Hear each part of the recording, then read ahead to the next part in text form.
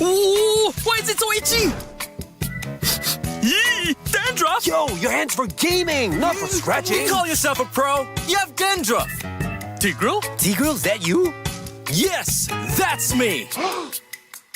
Do you want to win a match? Defeat Dandruff and Itch with Head and Shoulders.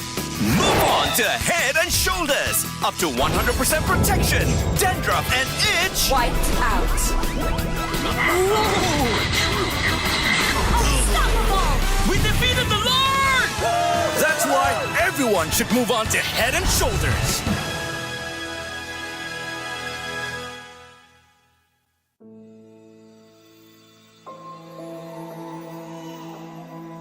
It's all right, my little star.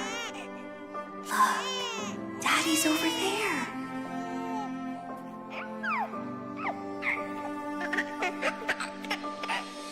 The calamity's approaching, and it will destroy everything. I'll hold it back and buy us more time. Nolan, protect our daughter. No! Lillian!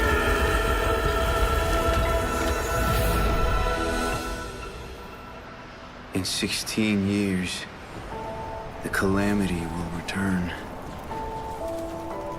I've already wandered countless universes, seeking an end to the impending catastrophe. There's no time to mourn.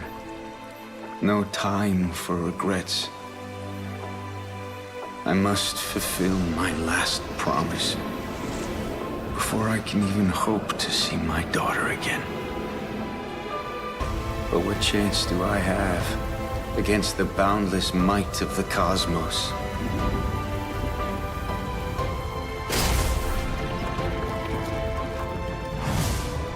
I'm sorry, my little star. I might not be able to return home anymore.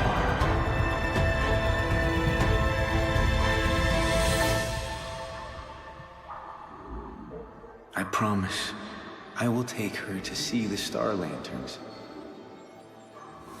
I promise I'll teach our child how to wield this power. I promise I will sacrifice everything to protect her. I promise. I will sacrifice everything to protect our daughter.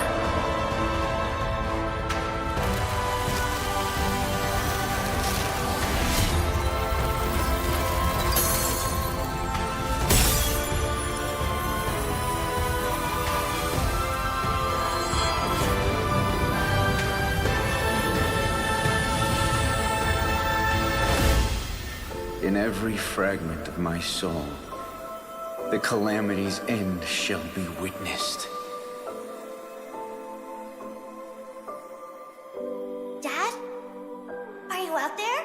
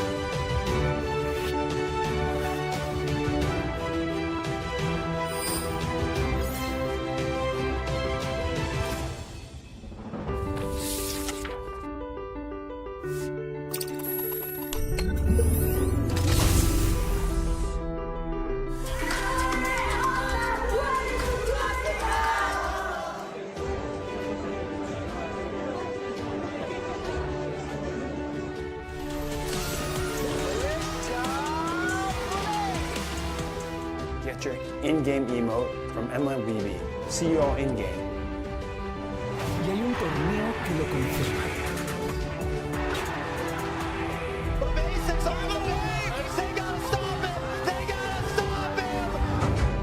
Blacklist kadrosu Incendios'a karşı oynuyor olacak. Bu heyecanı şu anda yaşıyorlar. Blacklist ciddi ekiplerden.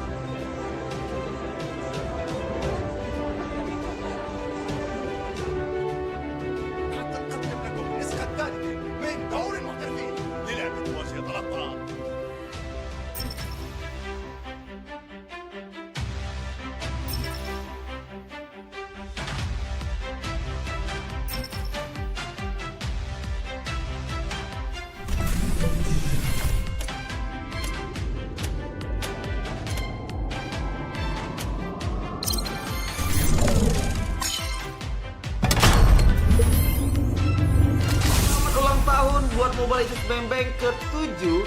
Happy anniversary. Selamat ulang tahun yang ke-7 MLBB. Séptimo aniversario, Feliz séptimo aniversario, Mobile Legends Bang Bang. Feliz sétimo aniversário, Mobile Legends Bang Bang. Mobile Legends, с днем рождения! Тебе сегодня целых 7 лет! Тебя военный декурли.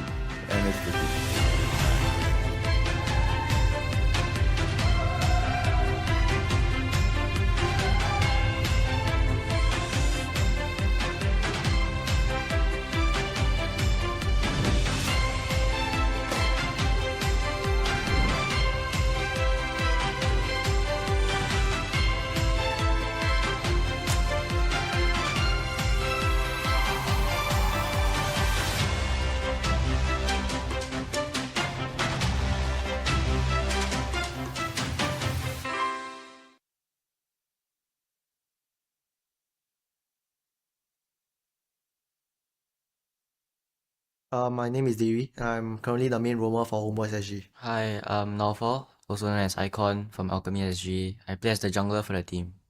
Hi, I'm JPL and I play for Bleed Esports. Hi guys, I'm Diablo from RSG. I'm also the captain and EXP laner for the team. My name is Chesty. I play for Team Stellar and I'm the mid laner for them. I'm Powerful from Team Evil and I'm the jungler for the team. Hi, I'm Adam Yo, and I'm the captain and as well as EXP for Team Flash. Hello everybody, I'm Nick Stain from Vanguard Esports and I'm playing the roamer and also the captain of Team Vanguard. I would say that the team doesn't have a fixed play style, but more of we try to adapt on the fly and try to play as many scenarios as we know. I would say we will be preparing a lot. We've been screaming a lot, practicing as a team together for the past few months after qualifiers, after the last season until today. We have been playing rank games. We have been playing scrims to try to improve on our teamwork and chemistry, because we are a new team. We have been training very hard and watching all the MPL from other regions, trying to see what they are doing, and we have been picking those small little things up. So this time round compared to previous season, for the last season, I think I started training too late. So for this season, what we have adjusted is like I have trained more with other MPL teams from other country, and we have started training earlier this season. Okay, maybe quite a lot have changed. The emblems now we get to choose 3 different emblems. Yeah, and most of the emblems got nerfed. So yeah, maybe it kind of balance out the game. Everybody will not be used to the new emblem change, but eventually when you play more, when you train more, when you grind it, you'll get used to it. You'll get used to the new emblem. You get used to the new meta. Personally, I think it's a big change. Yes. I don't have any preference whether I like it or not. I would say it opens up a lot of possibilities to new playstyles and also more heroes that have never been seen before will be used up because the emblem system allows for more versatile gameplays, especially during the early to mid games. Yeah. Actually, for me, I'll say I'm pretty comfortable with the new meta, the new patch, because it brings more complexity towards the meta changes, especially bringing the new emblems. There's a lot of things you can adapt to, a lot of strategies you can bring onto the table. We don't really have a goal. Yeah, we just want to go into every game and play our best. This season, I'd say it's probably quite a high expectation, aiming for at least a upper bracket slot after regular season. I think for every team in MPL, the ultimate goal is always to be the champions and move on to international tournaments, and that's the same for Flash as well, I would say. Of course, I'm aiming for the top one in MPL SG. I mean, I've failed 3 times already, so yeah, hopefully this season I can make it. We must definitely achieve better results than what we did in SMGSG. Definitely the aim and the goal for Homeboys is to achieve champion and eventually this season M5. Personally wise, it'll be top 3. Because I really feel that in MPLSG it's really doable for top 3. But as a team wise, of course, we would like to win the whole thing itself. So for the past few seasons, I always have been targeting top 4, top 3. But this time round, I'm coming for top 1. For me, I have always thought of winning the champions to prove myself in the international stage, because I already have won, like as you say, multiple championships. So the hunger for it is actually not as strong as the first time. But my hunger to do well in international tournaments is actually even more than what I wanted at the first place of winning MPL SG, because I already tasted it. So I want more. So it's like, this is just actually a first step to me. It might be the bigger step to others, but to me, it's only the first step of entering M5 and trying to get a better placing than last year. My name is Cheryl Yao, and I'm the host for MPL Singapore. My name is Eugene, also known as Abstract. I am the caster for MPL Singapore Season 6. Hi, my name is Churros, and I am a commentator or caster for MPL Season 6. Well, my name is Jace. I'll be commentating for MPL Singapore Season 6. Excited for Season 6 upcoming. My name is Scrubby, and I'm a commentator for MPL SG. My name is Vertigo. I'm a caster / commentator for MPL SG for about 6 seasons already. Hi, my name is Kindofu. I'm one of the few casters that are doing for MPL in this season 6. Funny story. So when I first got my Mobile Legends Bang Bang gig, back then Mobile Legends Bang Bang wasn't like much. There were not a lot of people play it. Eventually, after that one gig, more came to me, and it always comes down to that idea whereby the game that I don't expect doing ends up being one of my staples. How did I become involved? It feels like it's been so long ago, actually. So I was doing a couple of tournaments offline, I think community tournaments before that, and I was also learning the ropes, and then I got the opportunity from my mentor, Abstract, who brought me into MPL. So I think since then I've done a couple seasons, and yeah, it's been a fun ride. It started off as an accident because I was an MC for an event, and then for some reason I realized there was no commentator for Mobile Legends at the time. So I just picked up the mic since I had the mic in my hand, and it was history from then on. I went through a casting program with Abstract. Abstract's my mentor. And then lo and behold, here I am. It's a fast pass to being a professional caster and professional talent within MPL. The most memorable one I ever had was Season 4 Slate versus RSG. It was a very tough match between both of these two teams. You know, there's only one slot left because of the change. So there's a lot of tension, especially back then I was like a Slate EVOS Bleed supporter, right? And that's also one of the I think they're at a prime.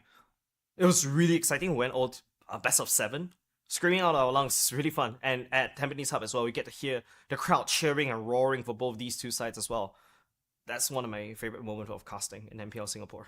I think the exciting moment is when you feel the electricity in the air. I highly recommend any viewers who are watching us online to come on down and join us at the physical venues whenever, we share them on social media. Keep tabs on that. Come and join us at the live venue itself and feel the literal electricity in the air. That is something that I will never forget, and I enjoy every single time when we're doing finals. I think first and foremost, I'd like to thank them. I know that we have a lot of overseas viewers as well. Thank you for your support for MPL SG as well. Without you guys, I think we wouldn't be at the level we're at now. And I think just keep giving us your feedback, because good or bad doesn't matter. If it helps us improve, we'll take it. I personally really do appreciate the support coming from the community. Things like streamers playing the game and people supporting those streamers eventually kind of rolls up to support for the entire MPL community as well, and scene in Singapore. So I feel like keeping that support and viewership going really, really helps the scene, because that's the most important thing. If you don't have viewers, the scene isn't going to grow. If you don't have bodies at Suntec or at OTH, at our Tampines hub, it's just not gonna work because no one's gonna watch the game. So keeping that support going, I think, would be really important to me, and I'm super grateful that we have these people in Singapore right now, and it continues to grow. Honestly, first up, Singapore is very, very small. And if you have the slightest, interest in Mobile Legends Bang Bang, I highly encourage you guys, to follow our social pages, come on down and support us live. It's really, really appreciated, that presence there, whether you're online, physically with us, it's greatly appreciated, especially Singapore is so small. And of course, for our players as well, they would be deeply encouraged by, your roaring screams, especially on the live venue itself. And with Singapore being so small, we need to show other regions that Singapore might be small, but guys, we are mighty, and we need you, all of our Singaporean viewers, to be there to support Singapore all as one. Being part of an ecosystem, that has been very enjoyable, because honestly, if I were to go to the playoffs and I'm just going in, I cast, I'm done, I go home, honestly, that's kind of boring. So whenever whenever the audience members or the community members comes over and we just chat each other up, I think that's a very refreshing feeling, and the experience is different every season. MPL Singapore itself wouldn't be possible without you guys. Every one of you are very important to us. And, like what we mentioned, come down every week if you guys can. I know you guys can be quite busy. Or during the playoffs, we are around and about. Just ask away and, have a chat with us. We're more than happy to chat with you guys. So I feel like you guys are really important for us. And I really thank you from the bottom of my heart how much support that you guys have been pouring in towards us since season 1. So I really thank you guys.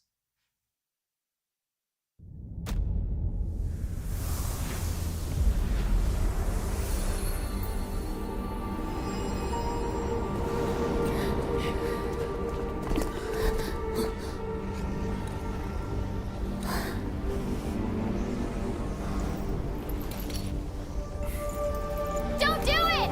The gateway will devour everything! Sleep tight, my star. Daddy's watching from afar. Close your eyes, mommy's little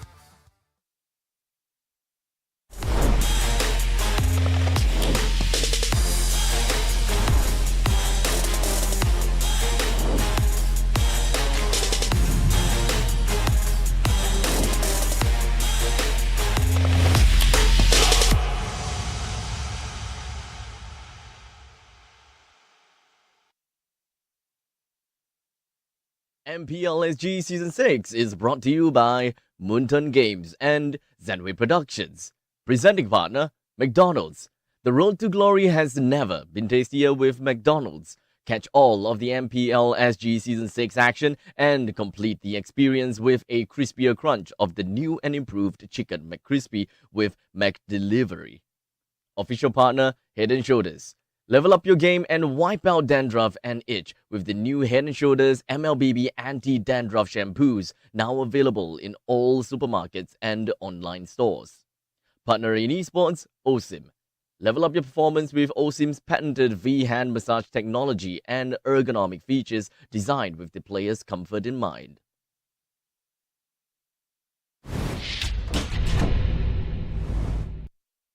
Friends, right here at MPLSG, the land of dawn is a cruel, cutthroat environment. We have seen teams come in and only one leaving victorious. With that being said, right here at MPLSG Season 6 playoffs, we started off with 8 teams. And right now, as we speak, we see only the top 3. Welcome to Day 3 of MPLSG Season 6 playoffs. My name is Cheryl and I'm your host for this final day of the playoff season. And boy, oh boy, are we excited. We are one step closer and right here today itself to seeing our champions who will represent Singapore on the international stage over at the M5. Now we're very excited because for most of the other regions, they have already selected our champions, and right now it's Singapore. We have yet to select ours, but it will all be unveiled today.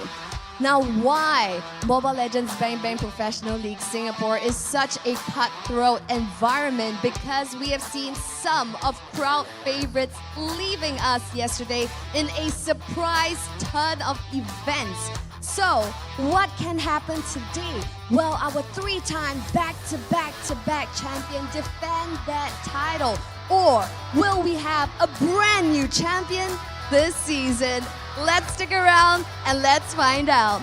So, without further ado, let's take a look at the matchups for the day.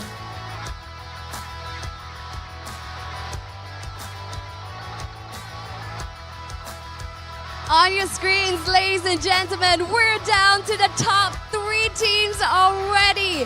First up, the lower bracket finals, which is about to kickstart at 10 a.m. bright and early. But this isn't a sprint right here on the final day. It is a marathon. Match 9, we will see the likes of Team Frankenstein Flash going head-to-head against a full pure-blooded Singapore team, Team Evil. And let's not forget the grand finals itself, our 3-time defending champion sitting right on top, awaiting who will be challenging them for that title of champions of MPLSG. And that showdown will be happening at 4:45 p.m. That is such an exciting day with 2 more matches. All will be unveiled right here today. Now, MPLSG Season 6 has been so very exciting so far. And of course, it wouldn't be possible without all of our wonderful sponsors. MPLSG Season 6 is powered by Moonton and Zenway Productions. Our presenting partner, McDonald's. I'm loving it. Our official partner, Head & Shoulders. And our partners in esports, OSIM. And of course, the wonderful Suntec City Mall. So yes, friends, if you have just woken up, probably you're commuting to come on down and join us right here at the venue. The electricity in the air is just absolutely buzzing. The teams are doing so much. Merch is getting sold out as we speak. Head on down and join us and support your favorite teams right here by getting their merchandise at their team booths. And let's not forget our sponsors as well. They're absolutely generous. We see McDonald's where you guys can 1v1 each other and even get yourself a free McCrispy and score Head & Shoulders and even try out the brand new OSIM Throne V. That is super cool. So So do not miss out on this amazing opportunities to head on down and soak up the energy right here at MPL SG Season 6 playoffs. So without further ado, we're gonna jump in real quick to introduce these two teams that you are all very familiar with.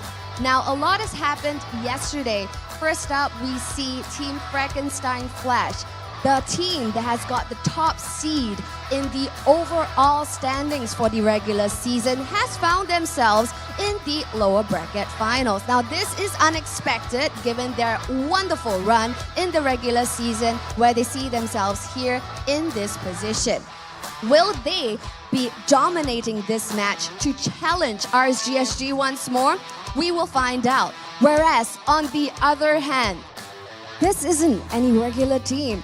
These are our playoff princes, who has the playoff buff for many seasons already, and this buff, boy, is still going strong.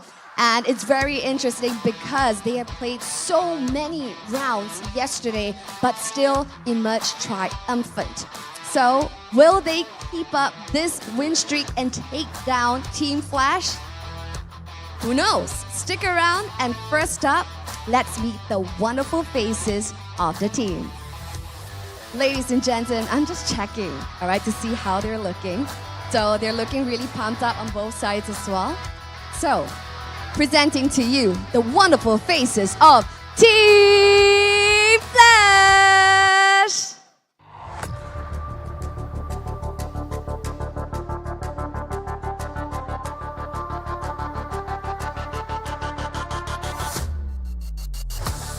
So that's right, ladies and gentlemen, right here at Suntec City, and of course all of our overseas friends tuning in online for a second consecutive season in a row. Here are the boys in orange to fight for their grand final slot.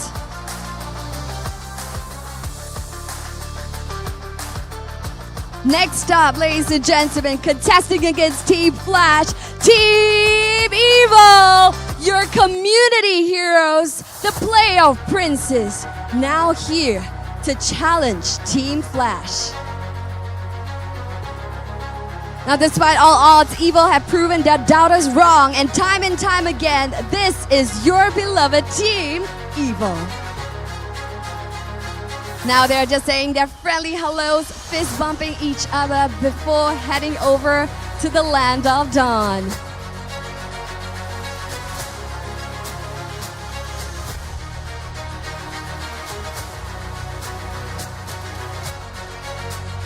So yes, welcome to Mobile Legends Bang Bang. All troops deployed, smash them. Take it away, casters.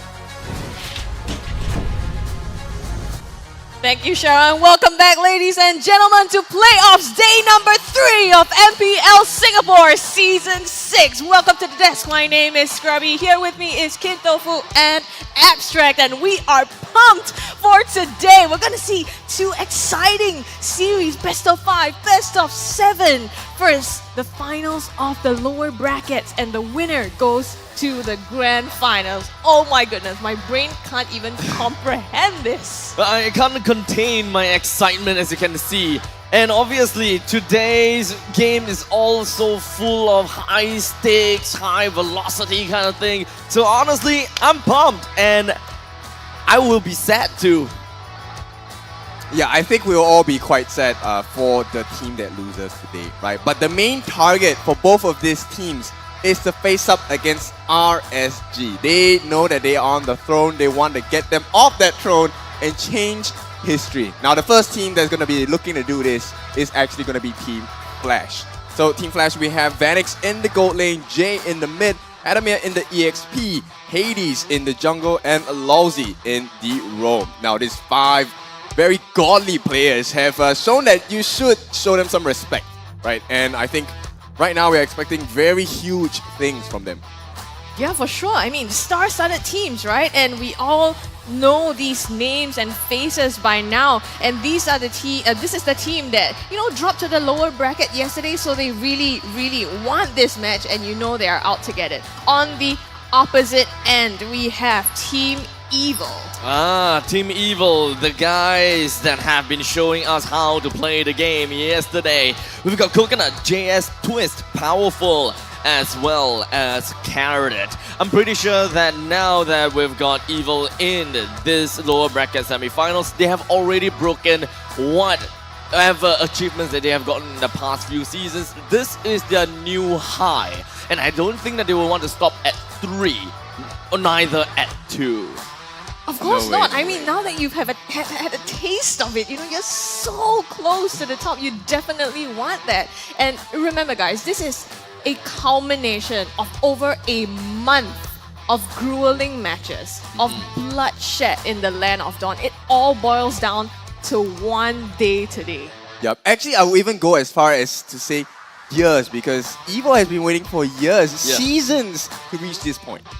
To be very honest, whenever the first time that Evil came out, we were just thinking community team. Notice how even in the regular season, we're just kind of like community team still, right? That's kind of like their identity. But now, I think we cannot ever call them that anymore.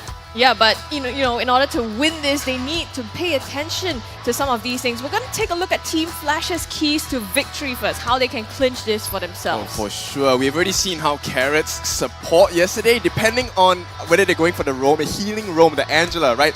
They have to target Carrot's support picks. Get that out of the way if they want to defeat Evo. And of course, we didn't see Lord Vanix arrive yesterday.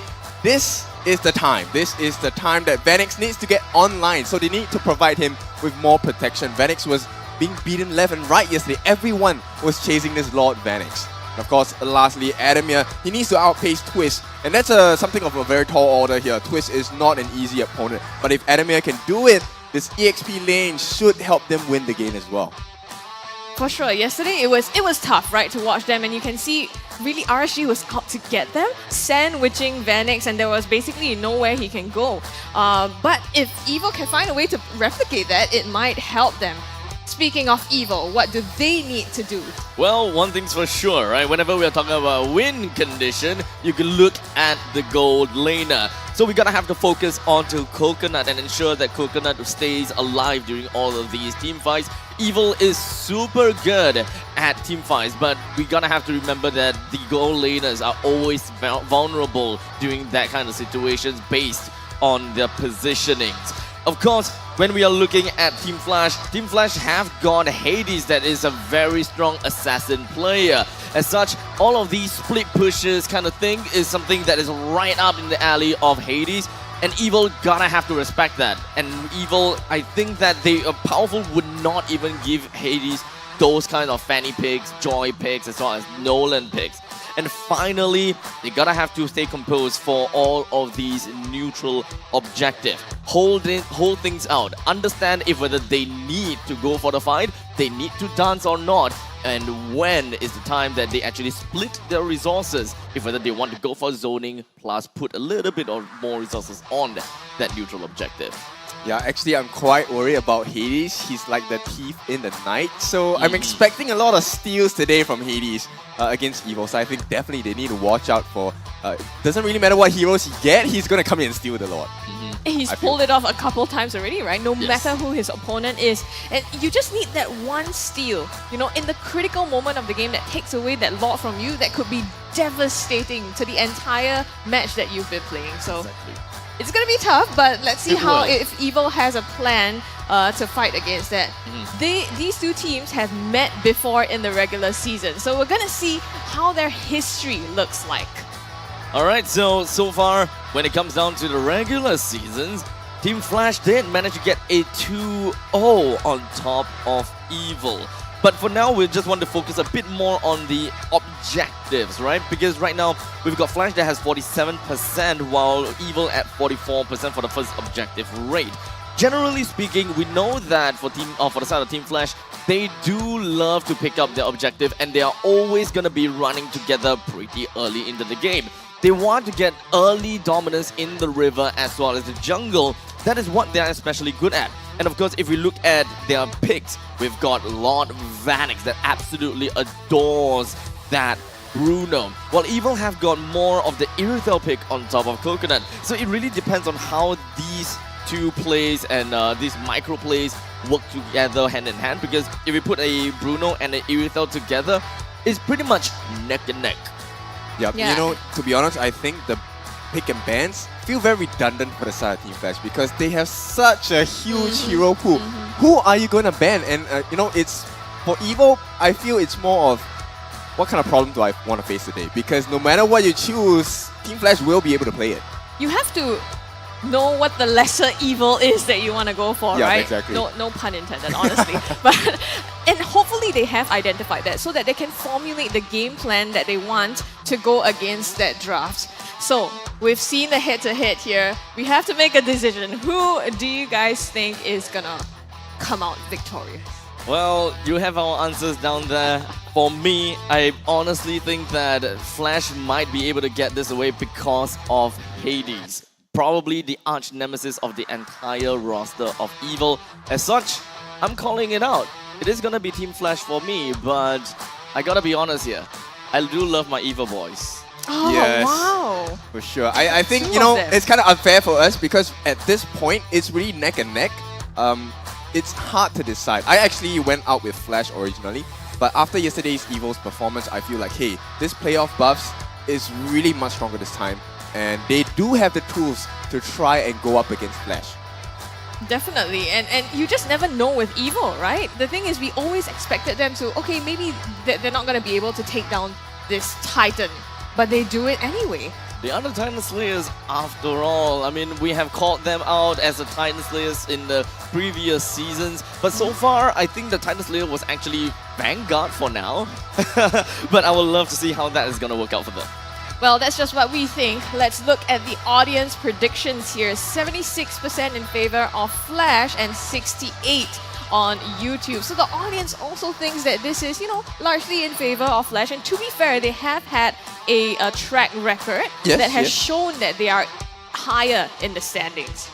Yeah, but we have had a, I won't say an upsetting day, more of a day of upsets, right, yesterday. So really anything can happen. I think all the teams that have partaken in this season have shown us that really we can change the script up anytime. And I'm waiting for a change in history today. And of course, I think that one of the main reasons a lot of people are putting their votes onto Team Flash, I would say, is because of their diversity in terms of hero compositions as well as, or rather, team composition. They are not exactly that kind of team where we look at them and be like, yeah, they are a team that only goes for team fight, which is something that we look at Evil and be like, and say that. We know that Evil just absolutely love team fight, but for the side of Team Flash, they have very different kind of gameplay, different kind of play styles. Longzy himself will be able to create the foundation of pick-off, while in the meantime, Hades himself creates the foundation of split push. Yep, and Flash definitely knows what Evil are comfortable with, right? We're talking about the Khalid by Twist, and that's not going to be an option straight away, right away banned out. So they're looking at, you know, stifling the growth of Twist in the EXP lane. 2 EXP laners already banned out from the side of Team Flash. I absolutely love that indeed as well. After yesterday's performance of the Khalid, it only makes sense for Madison as well as KZP to get that guy right out of the game, and hopefully that they will be able to stifle this guy's flame to ensure that whatever that they go, Twist would not be a problem for Adamir. Yep, you know, we're just taking a look at Adam here. I like the fact that he has a little smirk of confidence here. And when Adam is feeling confident, you know Team Flash are in a kind of groove that they're ready to win this match. Okay, so here's the thing. We have got the Baxia immediately picked up from the side of Team Flash. This is going to be a confusing thing for Evil, or rather they're gonna have to think a lot for this thing. Because Mathilda is understandably going to be one of the possible picks coming in from the side of Evil. We know for a matter of fact that Carrot can definitely play that out for themselves.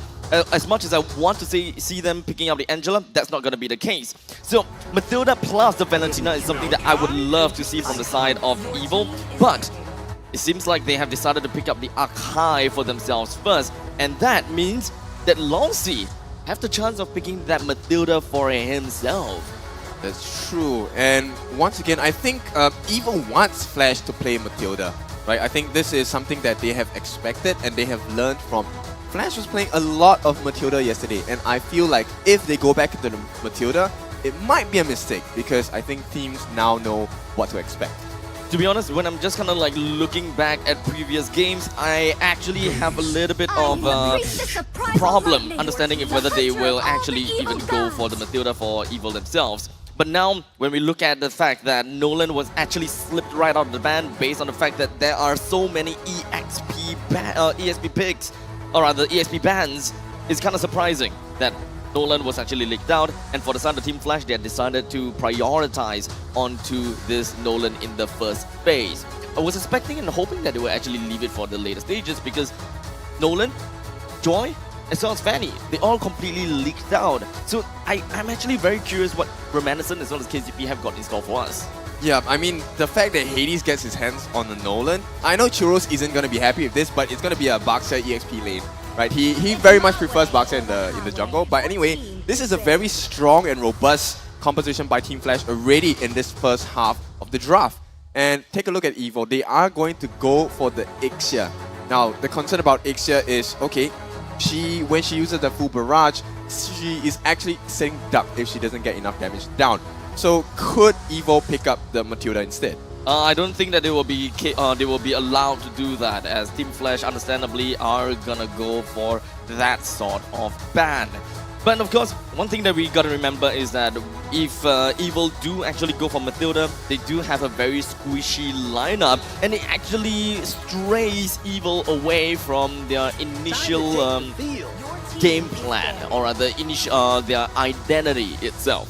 Evil have decided to go for a ban on the Bruno, which is completely acceptable. I think Flash, they have to go for the ban on the Matilda and followed by any... Oh, okay, they have decided to go for the ban on the Arlet as well. That will be able to lock down on the Twist because so far, Evil seems to understand that they have the capability and the flexibility of Twist to play according to what Team Flash wants. Yep, they need a little bit more protection for Coconut here on this Ixia because if you take a look at Team Flash's lineup, they are quite mobile. You have the Tortoise Puissance from Adamir, you have the jump from Hades, you even have the onward in the Earth Shatter from Jay. I am taking this into consideration that we are looking at an Edith mid by Jay. Lousy still can play this as the roam, not a problem, but I'm feeling this is a Jay Edith in the mid. Jay Edith. Let's go. I wouldn't call that off yet. Yes, I would believe that there could be a possibility that that could happen. Evil themselves have decided to ban the Irithel as well. I mean, understandably, since they already have got an Ixia onto their side. The thing is, I'm actually very curious why Evil have decided to pick up an Ixia. Because it's very obvious that Team Flash, yes, they do have the Nolan. They have got access over to the back lines. Does this mean that Team Evil wants to bait things out? Do they want to make Flash things that they don't need any more people for the Evil's backline? Because there is a possibility that Evil will still pick up a Franco for themselves to set the Franco as an anchor. As such, whenever Nolan alone jumps over the backlines, Franco will be able to be picked up from the side of Evil for the final pick as a counter. Yeah, this Bloody Hunt gonna be very effective for sure because Nolan is not exactly the tankiest hero available as an assassin, so there is a very high percentage that Evo can burst this Nolan down if he gets out of position. Now the question is, are they actually gonna go for this Franco on the side of Evo? Because right now, they do have quite a bit of firepower, but they need some tankiness because who else is gonna be able to protect Ixia? Well, Evil have decided to actually keep up to the Paquito, so this is very much of a all-strike kind of thing that we have seen before. They're not necessarily going to be looking at a lot of utility. They want to go all in and completely quote-unquote, full barrage down onto Flash. So they may lack a little bit of durability, but perhaps they would want to get and destroy the backlines as fast as possible and then leave the front lines for later. That could be the game plan for Evil. This makes the Star Helix for Coconut extremely important. He can't unnecessarily throw this move out because Star Helix will be the one controlling move from this Ixia that could change the whole fight for them when they go into a 5-on-5 engage. And take a look at Flash, they will go for a very mobile yet punishing draft. It is going to be Vanix on this Beatrix, and we have Faramis roam on this Lord. Oh wait, hang on. It could be a Faramis mid as well. I think this is going to be a Faramis mid, followed by an Ixia in the EXP, and finally, of course, the Baxia. Oh crap. Baxia roam. Oh crap. No, okay. Edith is gonna roam. Yep, Edith gonna roam. Yes, Edith gonna roam. Baxia in the EXP, and then the Faramis in the mid. Because let's be honest here, Jay can literally play anything. Yep, it is. And we have Carrot finalizing Evil's draft with the Minotaur. So there is gonna be some heals. That's, I think, what Flash already expected, because Baxia was the first pick. So with the Baxia mark, he wants to reduce the healing as well, adding on with the Dom Eyes to further reduce healing capabilities on the side of Evil. I do appreciate the fact that they do have a Minotaur on their end. They do need a bit of the sustainability onto their side. That way that sustenance will be able to keep Ixia in play, and also have the Minotaur act as the anchor. Well, we have our 2 drafts locked in. This is going to be the start of maybe long series between Flash and Evil if they can pull this off. How are we feeling about this? I feel like this could be the battle of the extremes. It might be a full clean sweep here if things go the way of both teams. Well, only time will tell. Right now, we are jumping into the Land of Dawn. Ladies and gentlemen, the first game between Team Flash and Evil that will decide their fate if they stay in the competition and proceed to the Grand Finals. At this point in time, we're just going to be looking at a really quick, fast 2 coming in from both ends, except that Jay is the one in mid instead. Or rather, Carrot is the one in mid instead. So, not too much of a change when it comes down to Team Flash's kind of gameplay. They will still bring the roamer, which is Lolzy, up in the northern side to clear the waves as soon as they can. They're gonna have to be as flexible as possible to see if where do the roamer even go? To the top side or the middle side, based on their wave clear capability. So far on the emblems, we're gonna have quite a bit of damage here. Double lethal ignition. They're hoping that Hades can get this burst, not just on heroes, but on the Lord Steel as well. Oh, Flicker in onto Carrot. The burst is enough. Hades clinches first blood for himself. Powerful in some danger. Knockup will be enough, but the Hades actually is the one taken down by him. They're still rolling. Lolzy falls as well. 2 for the side of Evil in exchange for 1. That's actually poor from the side of Flash, unfortunately, I gotta have to say. The very first time that they managed to get Carrot, okay, that's great and all, but that I think that they overcommitted themselves, and they completely underestimated the fact that, yeah, we're looking at a Valentina on the opposite side. And it is powerful, right? Remember, one of the keys to victories, not today, but Evil's key to victories is powerful, powerful, powerful, right? And so far, powerful with this 1-0-1 as an Archive, it's really difficult to fight into a tanky Panda here who will have both health and damage. Eventually, we will start to see the point in time where Evil will start to put themselves in a really good spot. But do remember this and do understand this. Evil, even though that they managed to get a couple of kills from their side, Hades is still 1 level ahead. Knock up onto Lolzy here, the heavy spin used, but the Nether Realm as well, he still goes down. Now Adamir in the backline causing some disruption. They are distracted, Hades and Twist rolling it out. Adamir stuck in the backline, the knock up onto Jay. He goes down, taken out by Jasis as well. And the turtle still stands for the moment. I was kind of feeling like that early heavy spin might have been a mistake, because Hades is still around the corner. The steal could potentially still happen. This is something that is pretty interesting from the side of Hades. He's still at level 5, powerful at level 4, so this is... Oh! Powerful wins out that retreat battle. Now Lolzy in trouble here. Knock up Twist gets that one for himself. And Flash playing into the cards of Evil. It's a team fight team. They love to fight, and Flash taunting them, saying, let's take a fight now and see how strong you are. I'm actually genuinely surprised that Powerful actually won in that neutral objective fight. But in the meantime, down in the southern side, Hades doesn't really have a lot of help to work with. JS came in a tad bit too late. But Jay now has also come in for reinforcements, but nothing much of a sustenance has pretty much erupted out of that. It's going to be Evil's game at this point, simply because they have the first turtle. They have leads on the experience on all 3 lanes. gold slightly ahead, 2,000 gold at the 4-minute mark here. So Evo, they're gonna have a very strong early game. The question is, what else can Flash do to kind of even out the odds, perhaps get a kill, and how do they contest this second turtle?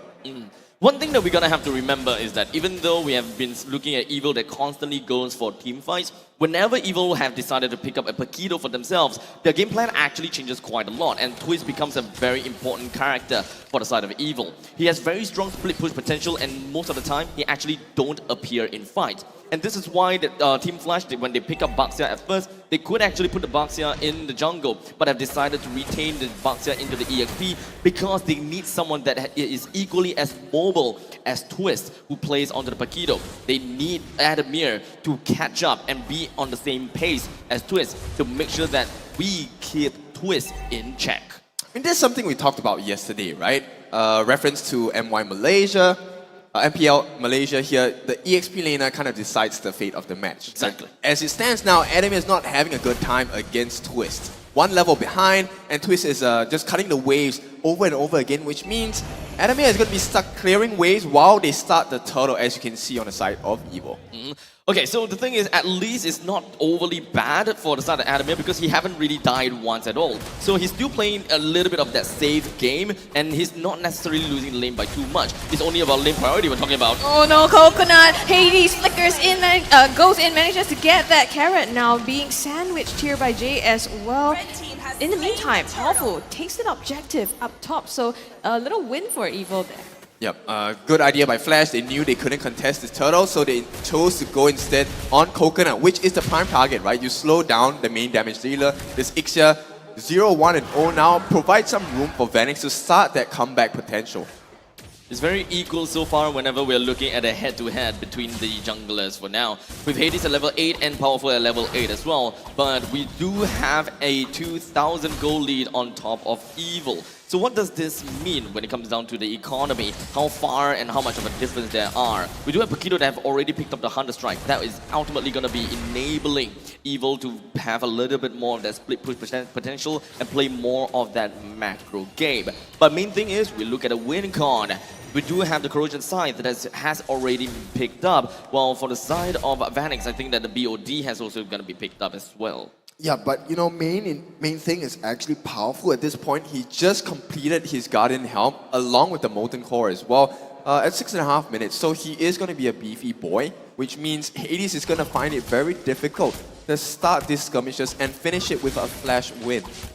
Let us understand things a little bit. As a Nolan and as Hades, how can the rest of the members from the side of Team Flash help him, and what's the best way to do things?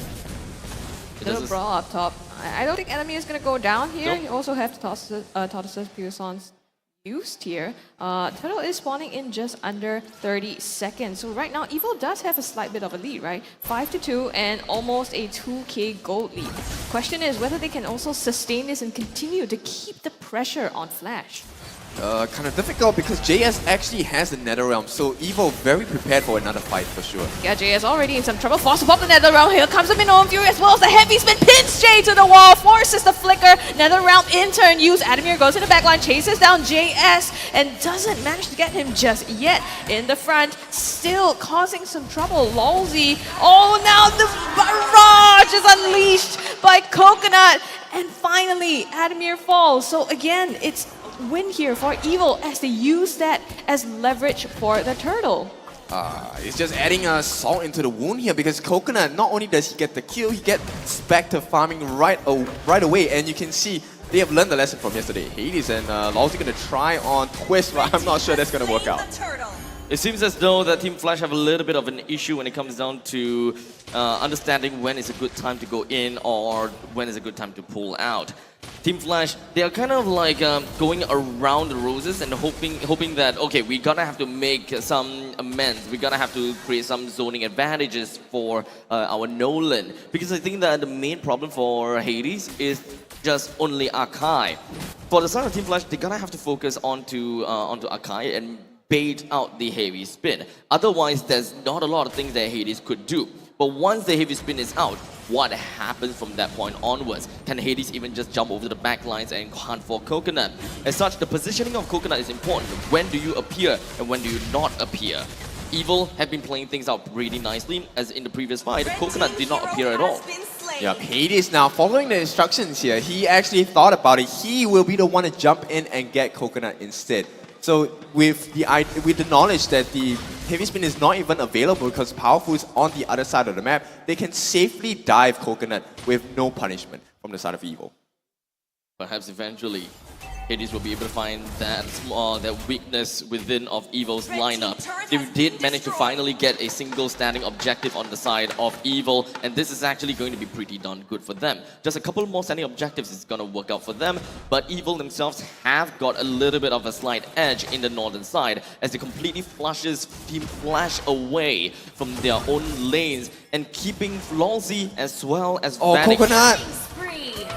Caught out there once again by Hades. Another solo kill there. It's getting really dangerous for him, right? And he needs to avoid being put down like that because, you know, Evil as well counts on that damage coming from him, especially in the late game.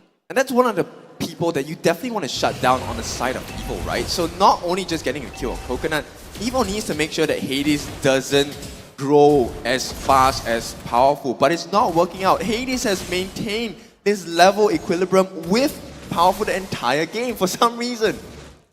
He's really good at finding resources over the map, right? I think even in a lot of the previous games, he might lose the turtle, but then he invades the jungle of the opponent team and gets equal farm just to, you know, be on par with that. Right now, I mean, talking about Hades, in a bit of a pickle here, manages to dash out. He's A-okay.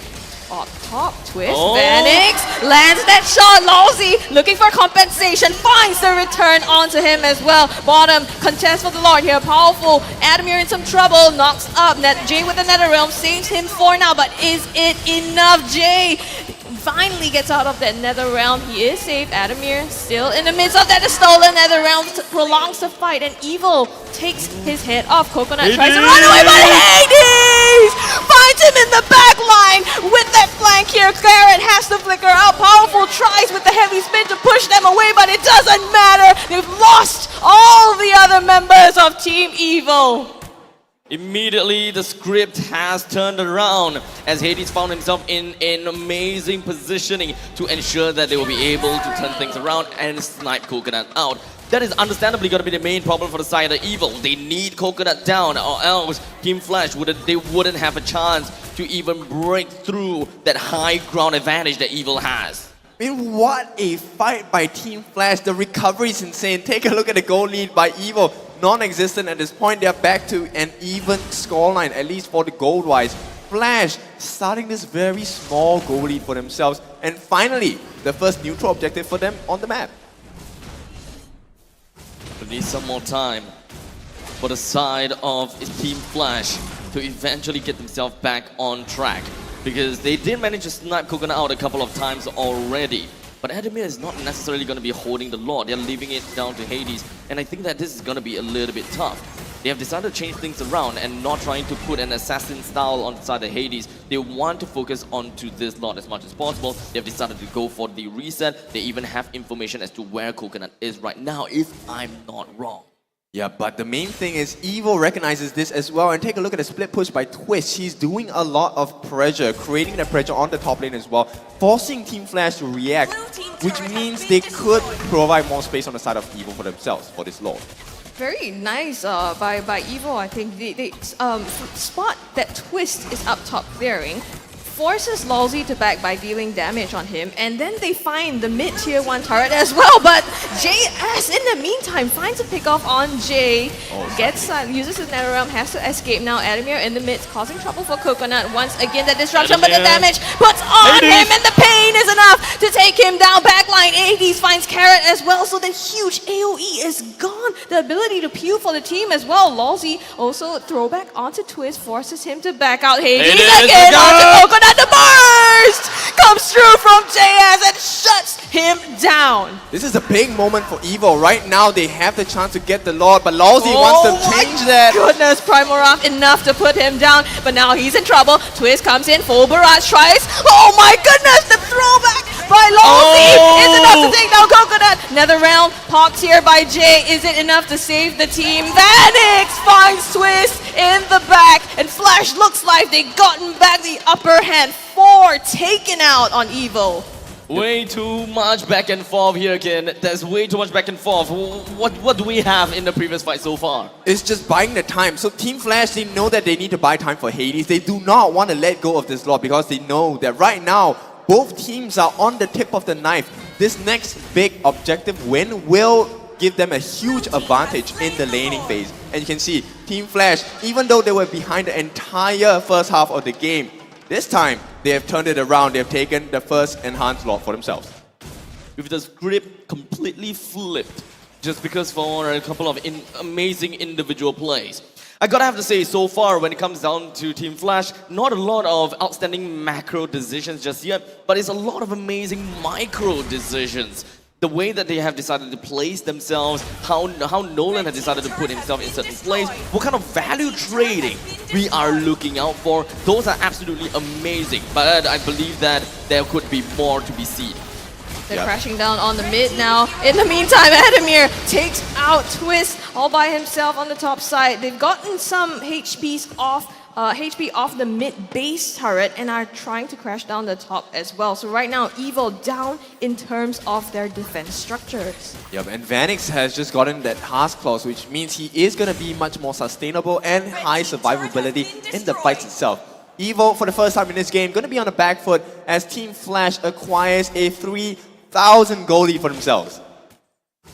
And now, the rest of Team Flash. Oh, there's a catch. Lolzy throws him back, forces the heavy spin by Powerful here, isolates Lolzy. The rest of the team is here to catch up, try to save him. Another round popped as well. Will be able to help survive. Another one popped on the side of Evil. The sustain is real. Hades, in the meantime, does get the mid-base turret.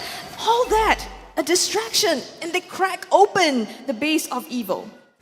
I mean, he feels like the Prince of Thievery, right? We have a Mr. Sinbad here being played by Hades, just stealing everything from Evo. I mean, Evo had a very good start to the game. They had the first few turtles, all 3 turtles in fact, but somehow Team Flash turned it around in an instant, and now they're taking the game for a spin.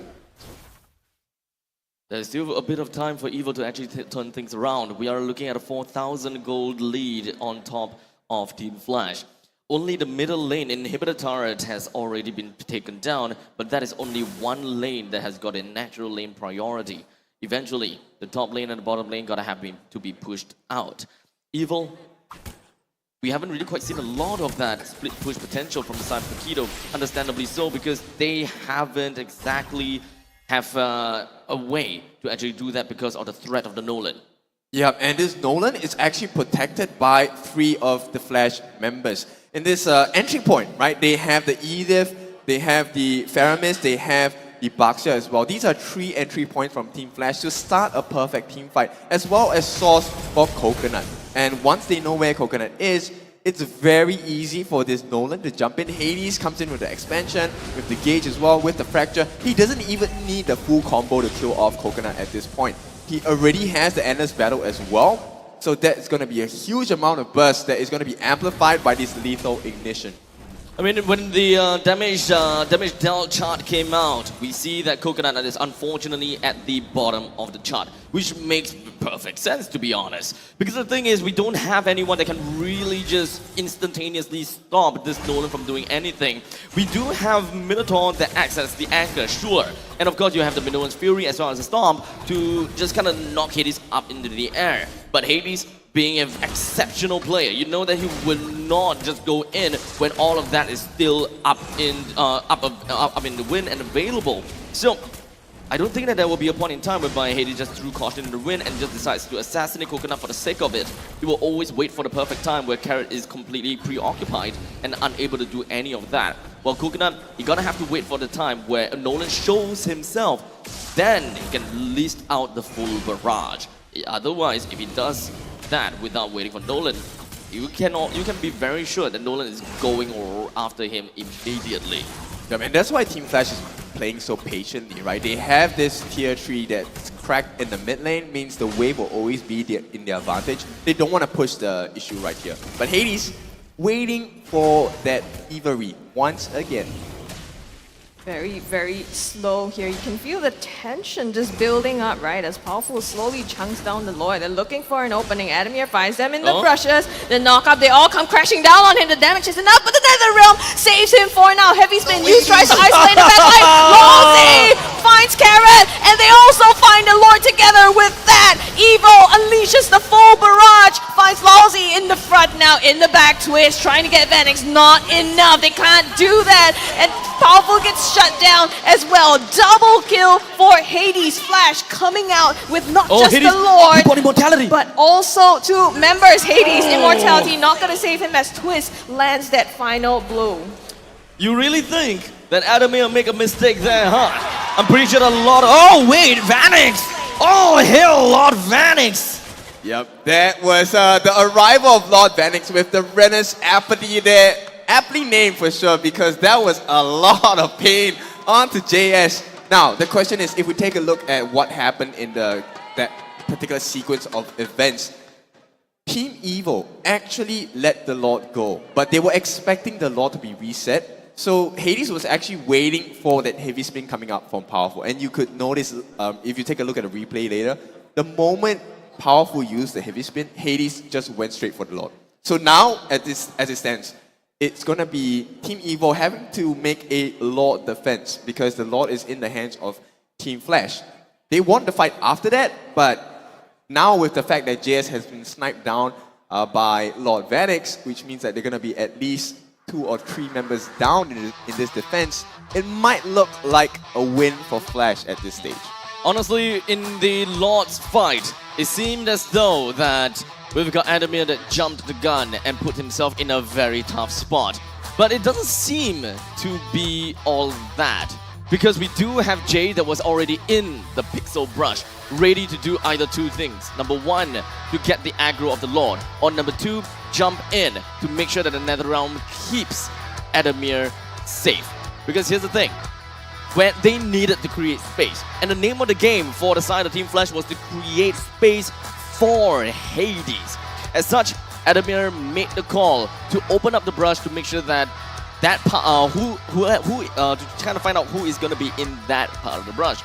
Jay then joined into the battle, and from that point on, it's all about trickling in to make sure that number one, the Lord doesn't reset. Otherwise, that is going to be a sacrifice for naught.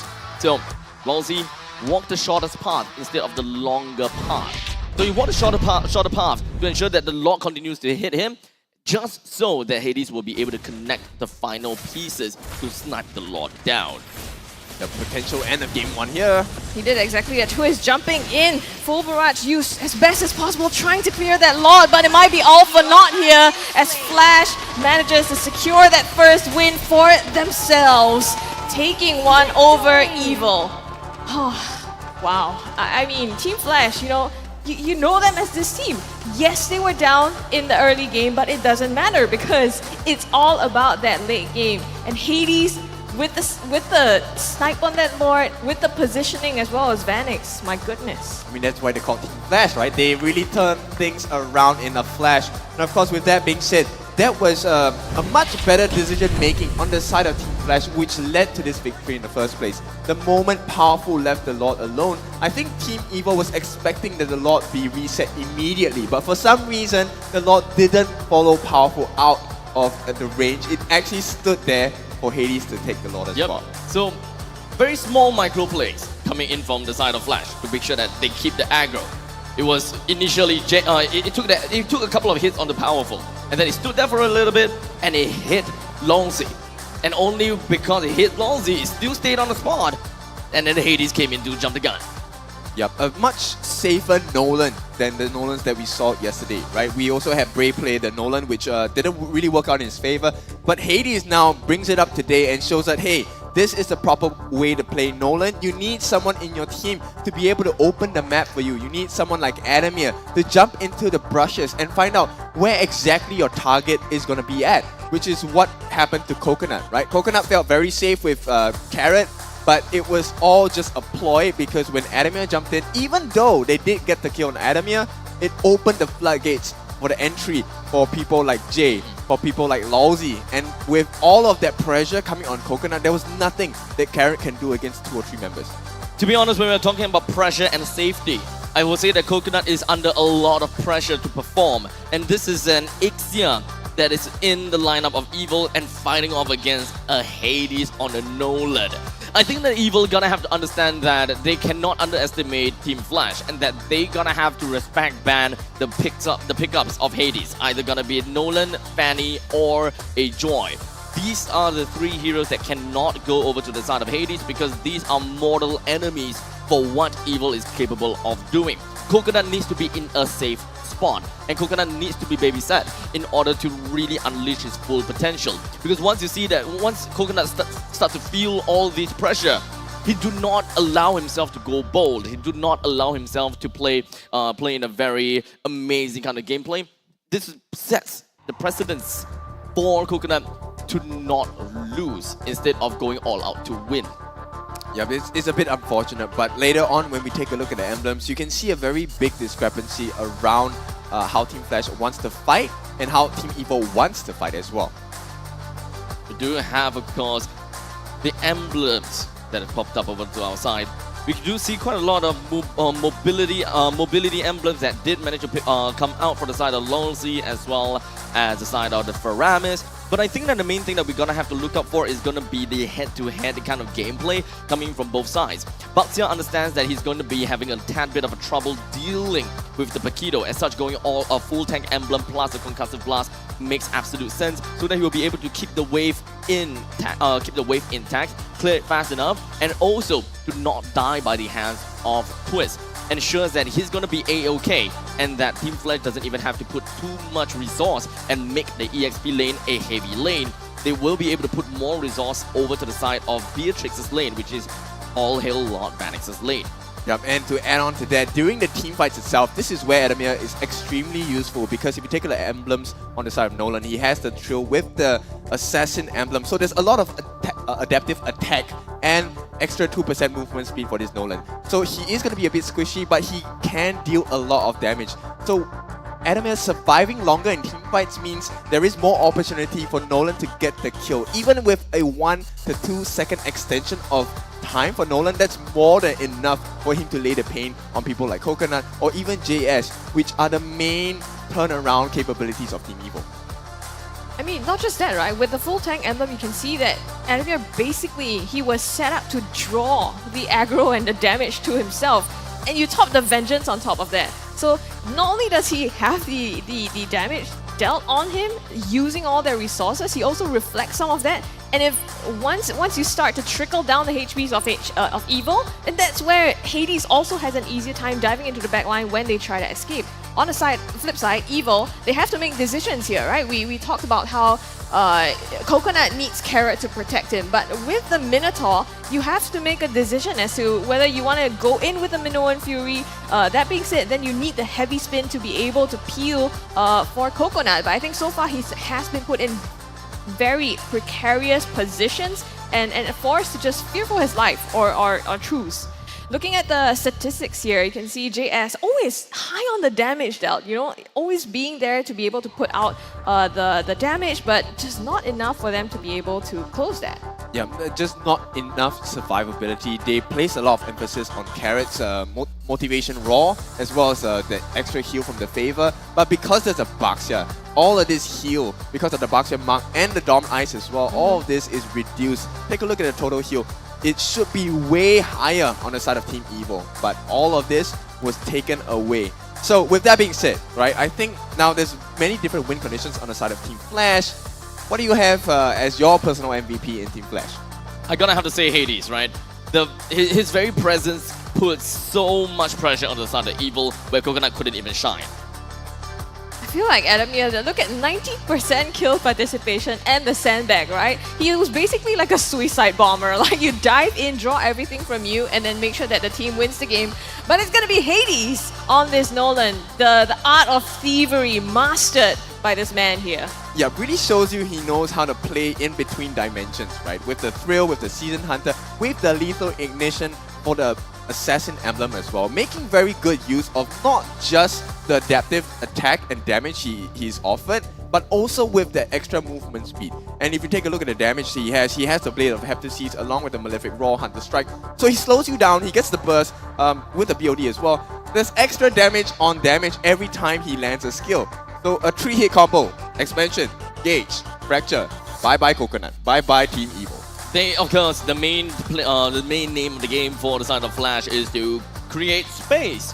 Unfortunately, when it comes down to Baxia isn't a hero that is really good at creating space. But one thing's for sure, Baxia is extremely tanky and actually a good bait. Because of the Tortoise's Facades, you force people to run within of your flames or whatever that thing is.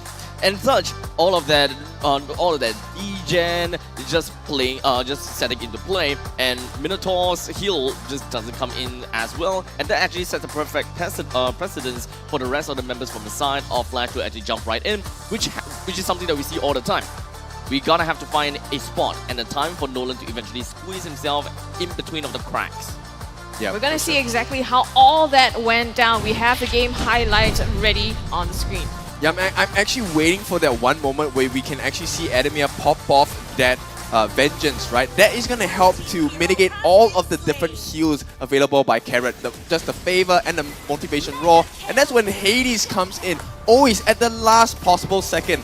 Gets the cleanup. Powerful here. What can he do? He can only spin for a limited amount of time. But as long as Coconut is dead, it's going to be a tough fight for the side of Team Evil.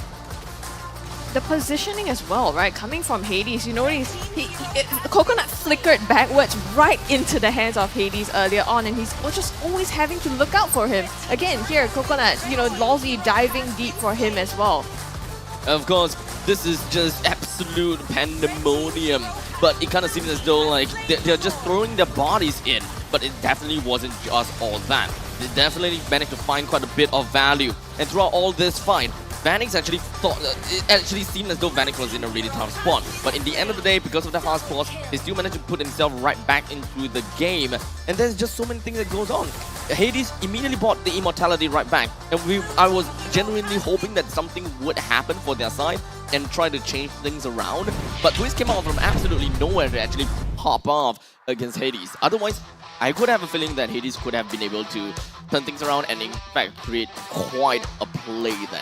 Yeah, exactly. We all know he is the king of thievery, right? And if Twist wasn't present, I'm pretty sure Coconut would have died in that point. But based on what we have seen in the highlights, Team Evil definitely have what it takes to take a game off of Team Flash for sure. Now the only question is, do they need to change the draft or do they need to change the style of play? It really all comes down to really micro moments across the game. Yeah, exactly. I mean, when you speak about micro, right? Even in that split-second fight, you saw Hades use the immortality. He even bought the Winter Truncheon. So like you said, if Twist wasn't there, he would have popped in and possibly taken down Jay. Now, it looks difficult for Evil to be able to come back from this. They do need to go back to the drawing board and see how they can fight against both this macro and micro ability. But I guess when you are down like this, right, you need a little perk up. Yep. What's the best way to get a perk up? You need some food, you need some energy, you need to make yourself come up to scratch. I need some spice in my life. You definitely do. And you guys can get yourself some spice in your life, a little perk me up for yourself with McDonald's on McDelivery. So remember that the road to glory has never been tastier with McDonald's because you can catch all of your MPL Season 6 action with this McDonald's McCrispy. They have a crispier crunch of the new and improved recipe, and you can even get it on McDelivery, so you don't even need to leave your house to be able to do that. If you do decide to come to Sinex City, they also have a branch here, so you can just walk over there and get, I mean, they're everywhere, right? Basically. I mean, let's be honest here. Wherever you go, there will be a McDonald's there.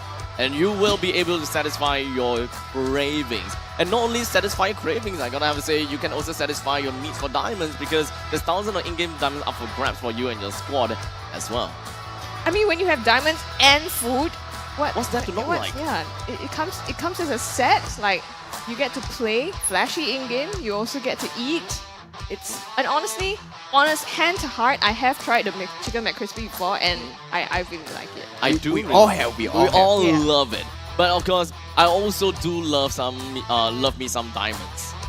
Yeah, and you can get that with your weekly diamond pass in the game as well. When you purchase that, you get a diamond rebate of 455%. She needed to emphasize on 400 because you don't get.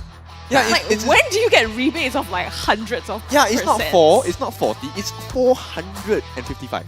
Like I Is that can't called a even rebate math then? that in my brain. Is that still counted as a rebate then? This kind of sounds like a giveaway. And not just that, you can also claim 100 diamonds when you purchase that on that day, and another 120 just by logging in for the next 6 days. So not only do you get a rebate, you also get extra diamonds on that day and just by logging in.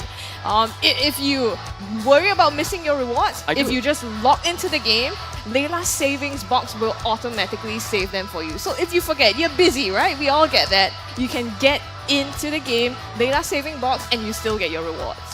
So even if I miss a day or two, no problems. No problems. Exactly. Now, we also have very special event coming up. We talked about this before, but you guys need to remember that November 4th is a very important day because we're going to be releasing information on the M Series 5th anniversary. Now, you know all these players that you're watching on MPL Singapore, right? You have your favorites, I'm sure. You know who you're rooting for. There is a chance that they will be nominated as the 10 greatest players in M Series history. And you can be a part of that just by voting for them. So, you see on the screen here, Diablo, JPL, all have a chance to be in there, and you can help them become one of the greatest players in public, nominated with that title, as long as you stay tuned and help them vote. Yeah, not only voting for your heroes, you can be a hero to your hero as well. All you have to do is to vote. Now, we have many offers today, but it all speaks about one thing, which is maximum efficiency. Getting the maximum rebate, getting the maximum hunger pangs eaten away, beaten away, smashed away, and now you get to smash that button to help your heroes. Which means you yourself technically are also a hero because you make them one of the top 10 greatest players in the M Series history. It's so wholesome. Yeah. Remember, you can be part of this and your voice will be heard as long as you stay tuned on the November 4th. And all you gotta do is just kind of like tune into every single one of our social media. We are gonna post more updates there, be it on TikTok at MPL Singapore or perhaps even on Instagram, mpl.sg/official. And then, you will be able to find out how to vote for Diablo or JPL to be part of the 10 greatest players. But right now, we need a hero for Team Evil. They are going to be trailing 1-0 against Team Flash. Bear in mind, guys, this is a best of 5. Now, what do you guys think about this so far? It's just the first game, right? And we have seen Evil drop 1 or 2 games before, but they always find a way to come back. So it's definitely not over yet. And, for the audience who's watching this, if you haven't made your way to Suntec, this is just the beginning, so you still have time to come and watch your teams win. Yep, Evil always finds a way to creep up and then they appear in front of you and BAM! You lose! So I'm waiting for that to happen, but we'll see. Honestly, when I'm thinking about things, and of course I want to just kind of segue from what you said, Team Evil needs a hero. I think that is very difficult for them to do so because when we are talking about Team Flash, their slogan literally is making gamers heroes. Damn! Bam! So well, wait. There is a potential for that as well because if they lose, there is a hero coming out from Evil. So they did make a hero. They did make a hero. Just not their hero. It's not their side. So let's be honest here.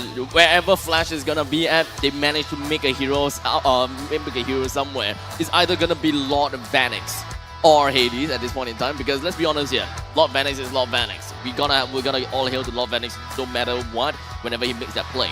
But so far, I think that Hades has really not been stepping up, but he's really been showing us how to play the game. Let's be honest here. But technically, Hades is in control of Evil as well. So right now, whatever is happening is according to the book because Hades should be the one to control what Evil is like, and he sets the marker. And it looks like the Team Evil that we have now hasn't been able to reach his standards yet.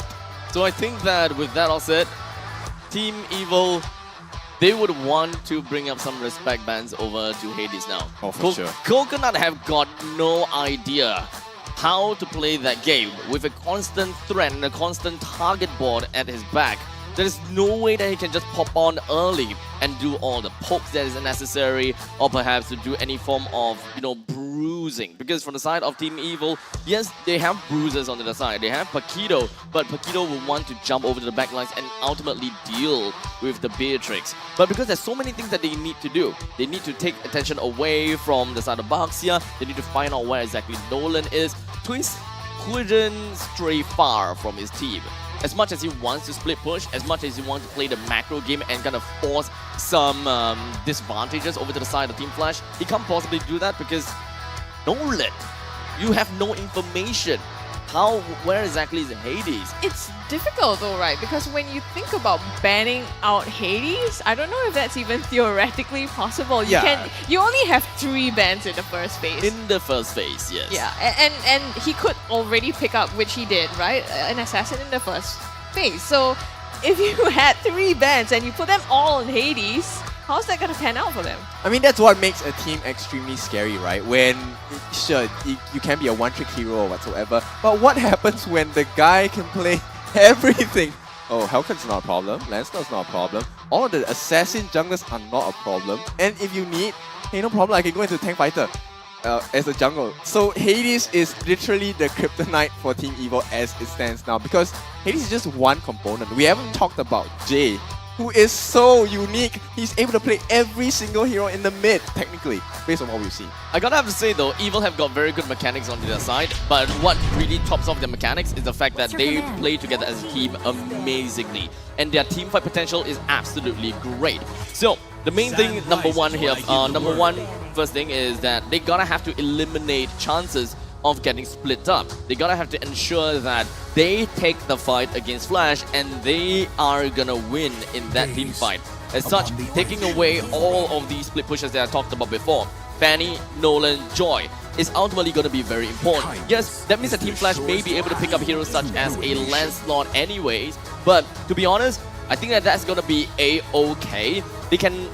The main 3 that I talked about is more important than having a Lancelot. And this also means that Team Flash, they have to pick up the Lancelot early, which leaves space for Evil to find a way to counter against that Lancelot. Yeah, but I think one of the main things that Evil must not do is to allow an Angela over to the side of Team Flash. Yes, granted, I think Matilda is fine for Team Flash, right? I think Evil will be able to handle that. But when you have an Angela available on the side for either team, it really amplifies the power of an assassin jungler. Now, you guys may not know, but Powerful used to play junglers as assassin junglers as well, and we might, I'm waiting for it. Hopefully, Evil might tease us with a different kind of composition in Game 2. With an Angela, Yuzhong, as well as Khalid being banned out from the side of Team Flash, it only makes sense for Evil to pick up a Valentina for themselves, as this is a very team fight worthy hero, and you can always bring a Valentina to any form of lineup. Now, for Team Flash side, we do have Edith that's currently available. Matilda is also available, which is something that we see a lot from the side of Team Flash. Do they want to flex both of these 2 heroes together, or do they want to look for something a little bit different? Something that really works out for team fight? Or do they want to go for something that really works out in the side lanes? Because right now, Bruno is available. If they would want to pick out heroes that allows Bruno to win, it will be pretty easy because the Valentina is already out. Oh, they have decided to pick up an Irithel instead. Yep, so they want to change the name of the game here. They want Team Evil to focus on, okay, let's draft against a gold laner and a potential flex, right? This Edith could go, once again, almost anywhere. It could go into the EXP, could go into Roam, could go into mid. And that's the scary thing about drafting against Team Flash, because every single thing could be placed in multiple positions. Too many options. So, of course, with the Valentina first picked, Flash knows what they're gonna have to fight with and what they're gonna have to work with. So picking up the gold laner is not too big of a problem because they can always find lane priority on top of Evil. And do note that when it comes down to Valentina, he's got quite a good lane priority there. So Novaria can always be a very good pick for the side of Team Flash. But Team Flash themselves, they know that they want to pick up the Lancelot. They know that they're gonna have to prioritize this Lancelot before it gets banned by the hands of Evil. As such, they will do absolutely that. If Evil understands what is at play here, they gotta have to whittle down all of the mage heroes, all the mid lane heroes that gives priority in the mid. As such, Novaria is ultimately very important to be taken out first. Yep, there's a huge amount of poke, right, with the Star Shatter as well. And I think based on how Team Flash is playing, it could be a huge turnaround. I'm thinking that yes, it could be very well an Evil early game lead. At least in the first half of the match. And then that's where Team Flash kind of figures out, okay, you know what? Yeah, we can give them the lead, we can lose a couple of turtles, no problem. But once we hit our power spikes, we can definitely change the game from there. What other heroes can we look out to ban? For the side of Team Flash, they are looking to ban out all of the roamers, and in this case, what is very important is to bring out Hilda, because you wouldn't want to put Hades in a tough spot within the jungles, because after all, Lancelot will take some time to clear out the waves, and as long as a Hilda is apparent in the side of Evil, it's going to take a lot longer for this Lancelot to even do anything. But what is exactly going to be Evil's game plan? Because they have decided to ban out heroes such as a Uranus targeting onto Adamir. We're looking at heroes that create space. We're looking out for heroes that is able to soak up damage and kind of create a kind of aerial denial perhaps. So It's time to go to the next one is going to be Lilia. Lilia, understandably, the lane priority that I was talking about. But Team Flash, this means that they still have the chance to pick up a Novaria. And it makes sense that they do pick up a Novaria here, right now, because they already know their matchup.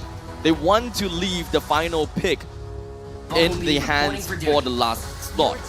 Or perhaps not, because they have... EXP lane has already been reviewed from the side of Evil too. So apparently, they want to win in that lineup as well by picking up an Axbog. It's all about buying time, right? You know, the longer the game goes, the longer the fight goes, it benefits Lancelot more and more, because with the usage of the iframe for his Dawn Rose, the Puncture, as well as the Phantom Execution, the more time you buy for your Lancelot, the higher chance you will win that fight, which is why you see such tanky characters as Xbox, which is also why Evo has banned out heroes such as the Lilia and this Uranus who buy so much time. The Consecration by Uranus always extends the fight extremely long. Now Evo, they want to try and mitigate that risk with the Rafaela, so Holy Light as well as the Holy Baptism to try and stop the movement on the side of Team Flash. And hopefully this time Coconut with this Bruno will be able to get a bit more damage within a shorter amount of time. Ixia is great game 1, but the speed of the damage, the DPS, Bruno offers slightly higher DPS at an earlier stage of the game. The chances of the Edith going over to the roam is close to 90%, and they definitely want to get it down. Okay, so the God. We haven't seen the God pick for quite a long time, albeit it doesn't really quite give a lot of lane priority over the Valentina, but this is going to be a pick that helps them win in team fights. They need an answer over to Twist. They need an answer over to Akai as well. The heavy front lines is what they gotta have to bring down with the massive amount of true damage Mystic Gush. I really like this God pick because what this means is they're gonna try and win the early game. They want this lead because God clears the lane faster than Valentina in the early stages, at least when level 1 and level 2, because that with that Shadow Strike and Arcane Shade combo, you don't get the full combination cooldown as early, right? So you do need to wait for your cooldown on your Shadow Strike before you can hit that cooldown based on the passive of your Arcane Shield. So God, with that Mystic Injunction, with the Mystic Projectile, will definitely wave clear much faster, which means he's going to make that early rotation for the team first. I mean, with that God pick, you know, Evil, they look like they had the early, but now Flash also kind of gets that back for themselves with that last pick here. Now, we are jumping into game number 2 between Flash and Team Evil. We're gonna see who comes out on top of this one, whether Flash can get another one to their belt, or whether Evil will finally clock one in their favor. We'll eventually start off with the emblems and understand what is going on here. We do have the Xbox as well as Terizla matchup that actually have very similar emblems. Not necessarily a problem for the side of Twist just yet, but he does want to go with a lot more of the survivability for his end. Understanding that Jay has got a lot of that true damage, he needs to find more ways to keep himself alive as long as he's hitting onto the opponents. It's gonna be a movement here early for Team Evil. They want to get this lead here. It's all about making sure that Hades does not get that power spike as fast as powerful. Now we've already seen this Akai having a very good lead in game 1, right? And they want to reenact that situation for Team Evil again here in the second game, and it looks like it's working out so far.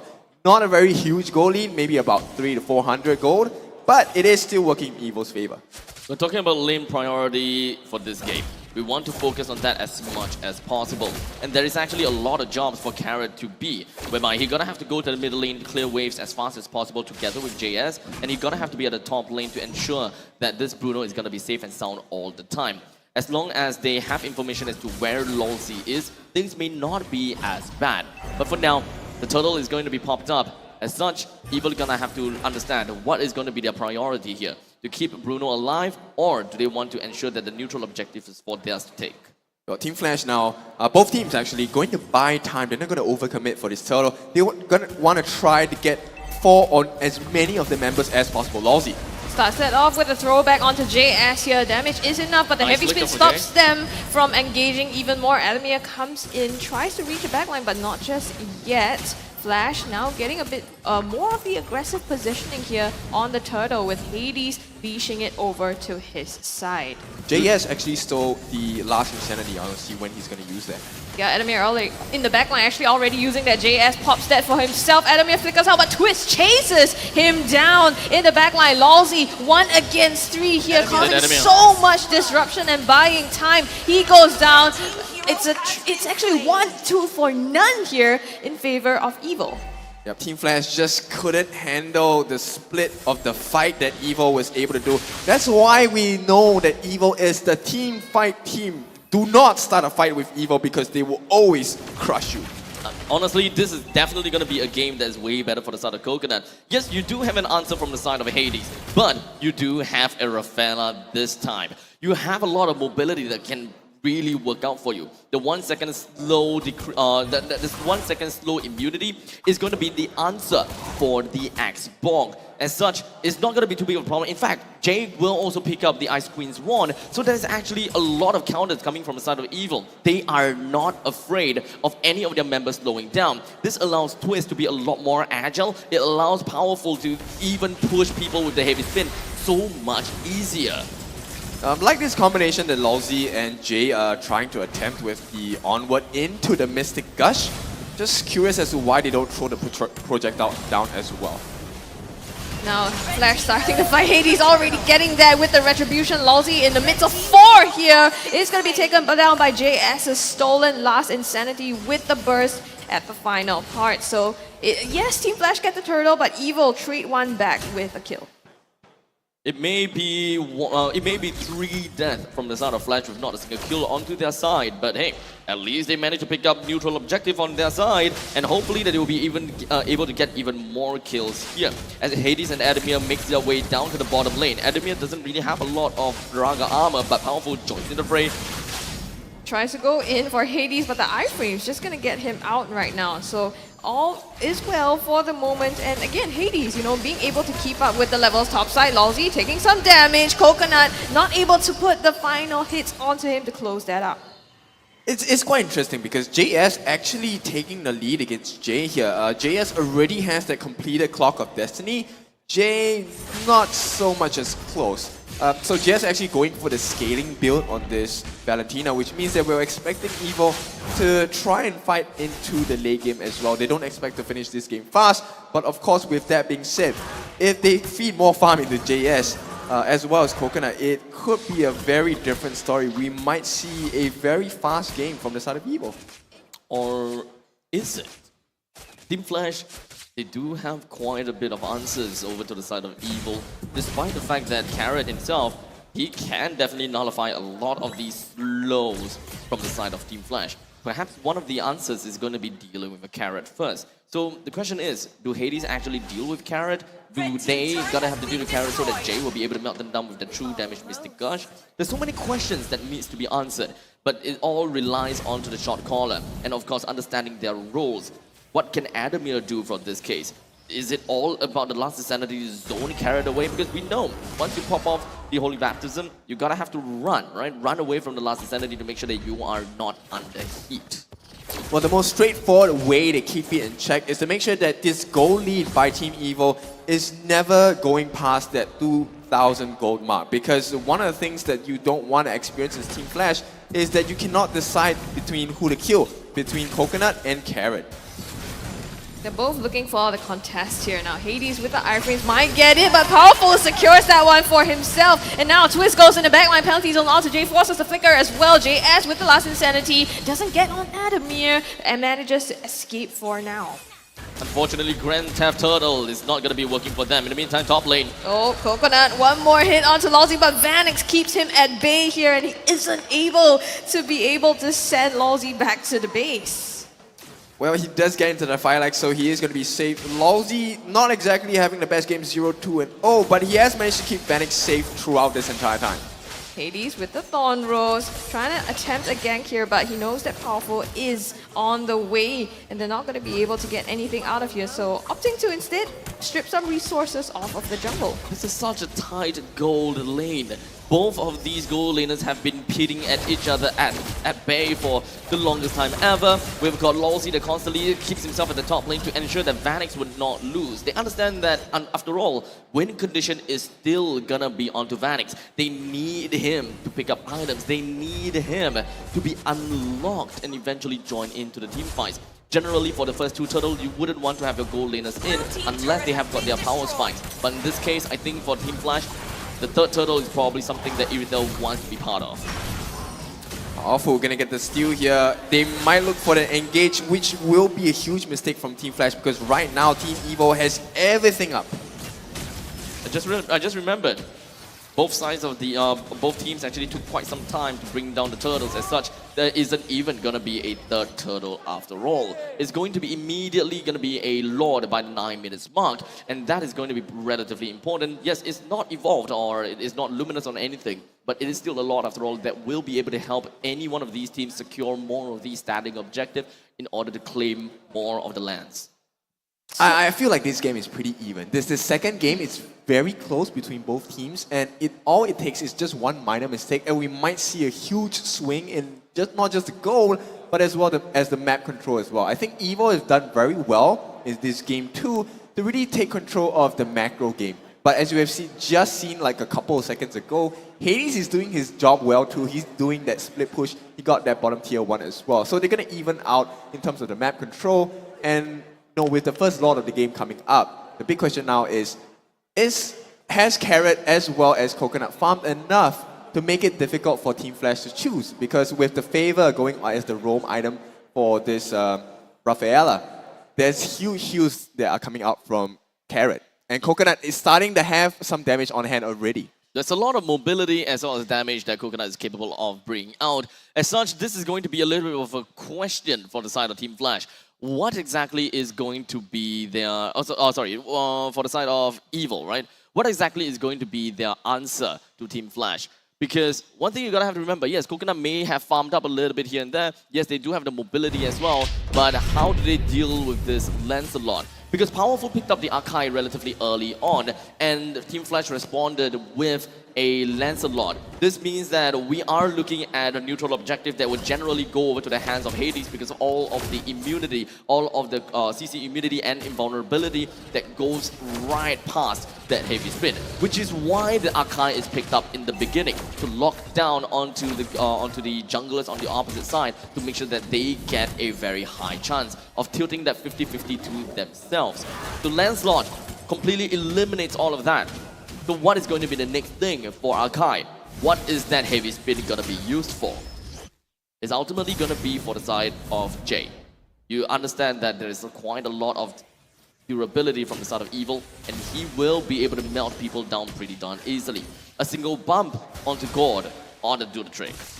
In maximum efficiency is if Hades makes the mistake of going into the position where he's inside of the Lord Pit, where Powerful can use the heavy spin to lock him down. But that's a very, very situational scenario, right? That I don't think will be very possible, but we'll see how it goes. Right now, they are already starting on the Lord here. Flash with the advantage, slightly positioning, chunking down the Lord half its HP here.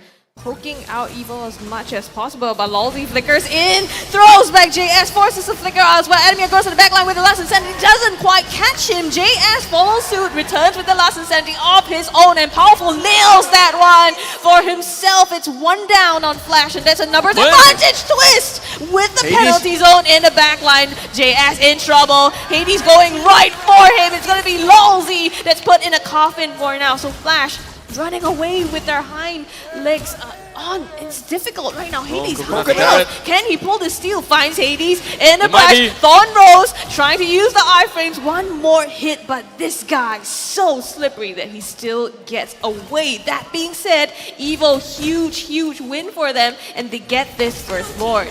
Very beautiful play by Team Evo here. Waiting for that overcommitment by Adamir and pulling him away from the rest of the team.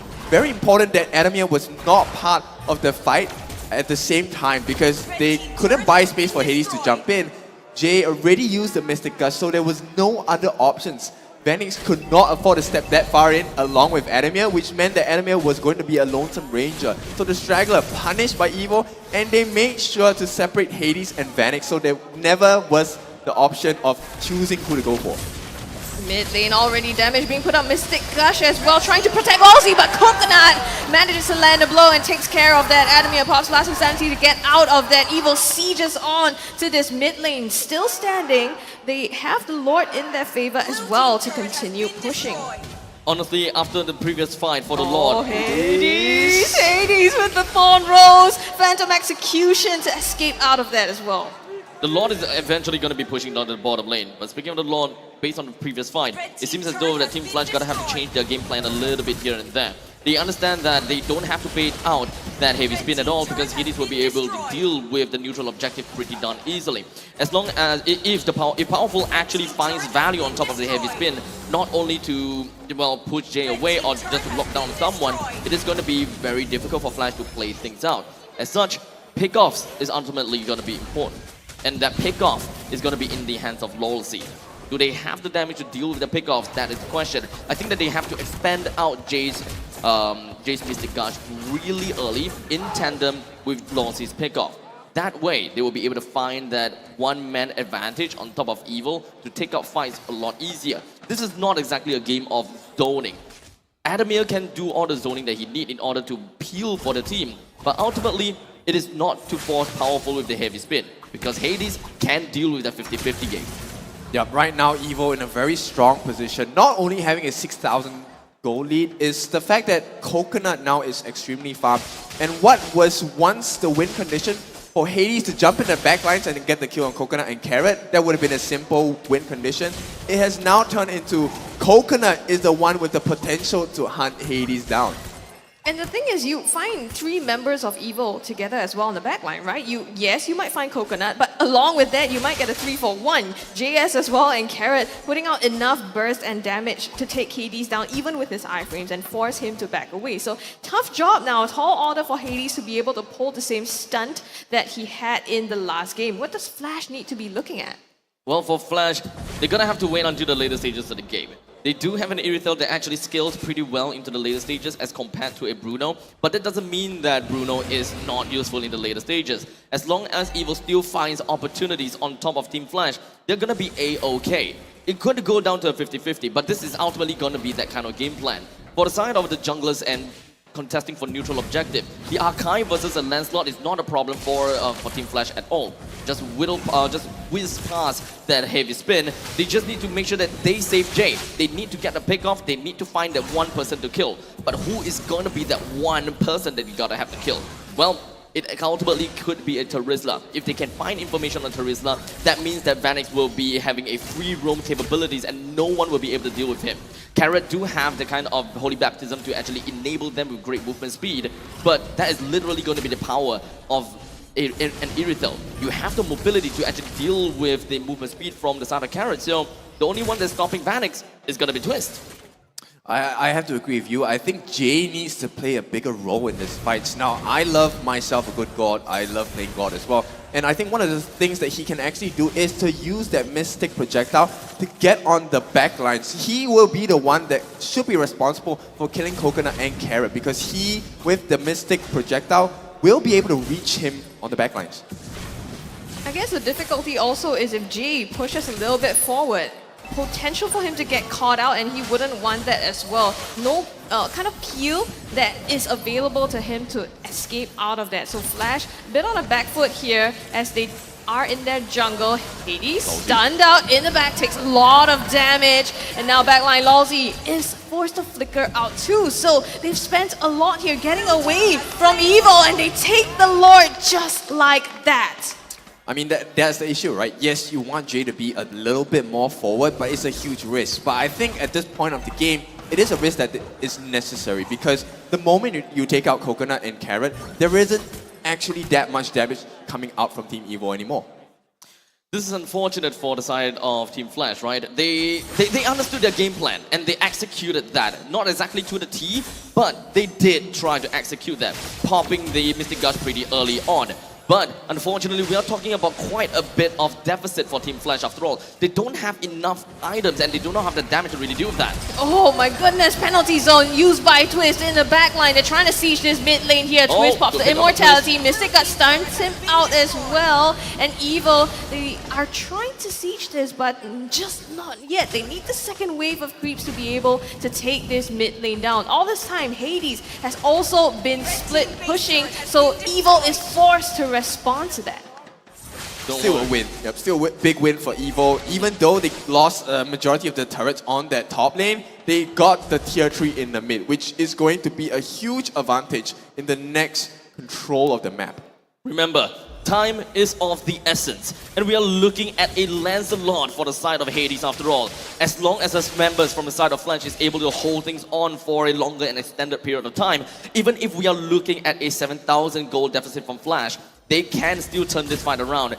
All of it based on this utility from the side of Lancelot, and that is the ability to go past the heavy spin and snag the Lord. The Grand Theft Lord is going to be the name of the game for the side of Team Flash. It's essentially going to be their identity. This guy, he can just go around and steal all of this. And at that point in time is where the fight and the game will turn around. Evil's main game for the later stages, whenever the neutral objective is out, is not to be complacent. The moment they let their guard down even once is where Hades will spring into action. Yep, and you know, with the Lord fights itself, Evo can be very, very patient with it because they can actually switch up gears and take the Lord extremely fast. With the Wind Talker being bought by Coconut now, that's an extra 40% attack speed on this Bruno, and that's going to be a huge amount of damage onto Team Flash if they choose to engage as well. We are, of course, looking at quite a lot of counters on the side of Evil. Powerful, he has a very good idea how he wants to play things. As such, they absolutely win by the drafts. But when it comes down to the game itself and the macro game, that is all up to them. Remember, the Carrot picking up the Rafaela was at the final second. And with a single Rafaela pick, that kind of sustainability eventually evolves Coconut. He's able to get himself away from the likes of the Last Insanity from the side of Adamir. He can run away from Hades, and there's so much things that eventually help them out. He can even put Coconut in the pretty good pacing against Vanix. And it also, let's not forget about that, Adamir and Jade with picking up the Ice Queen's wand, it can help to dispel that too.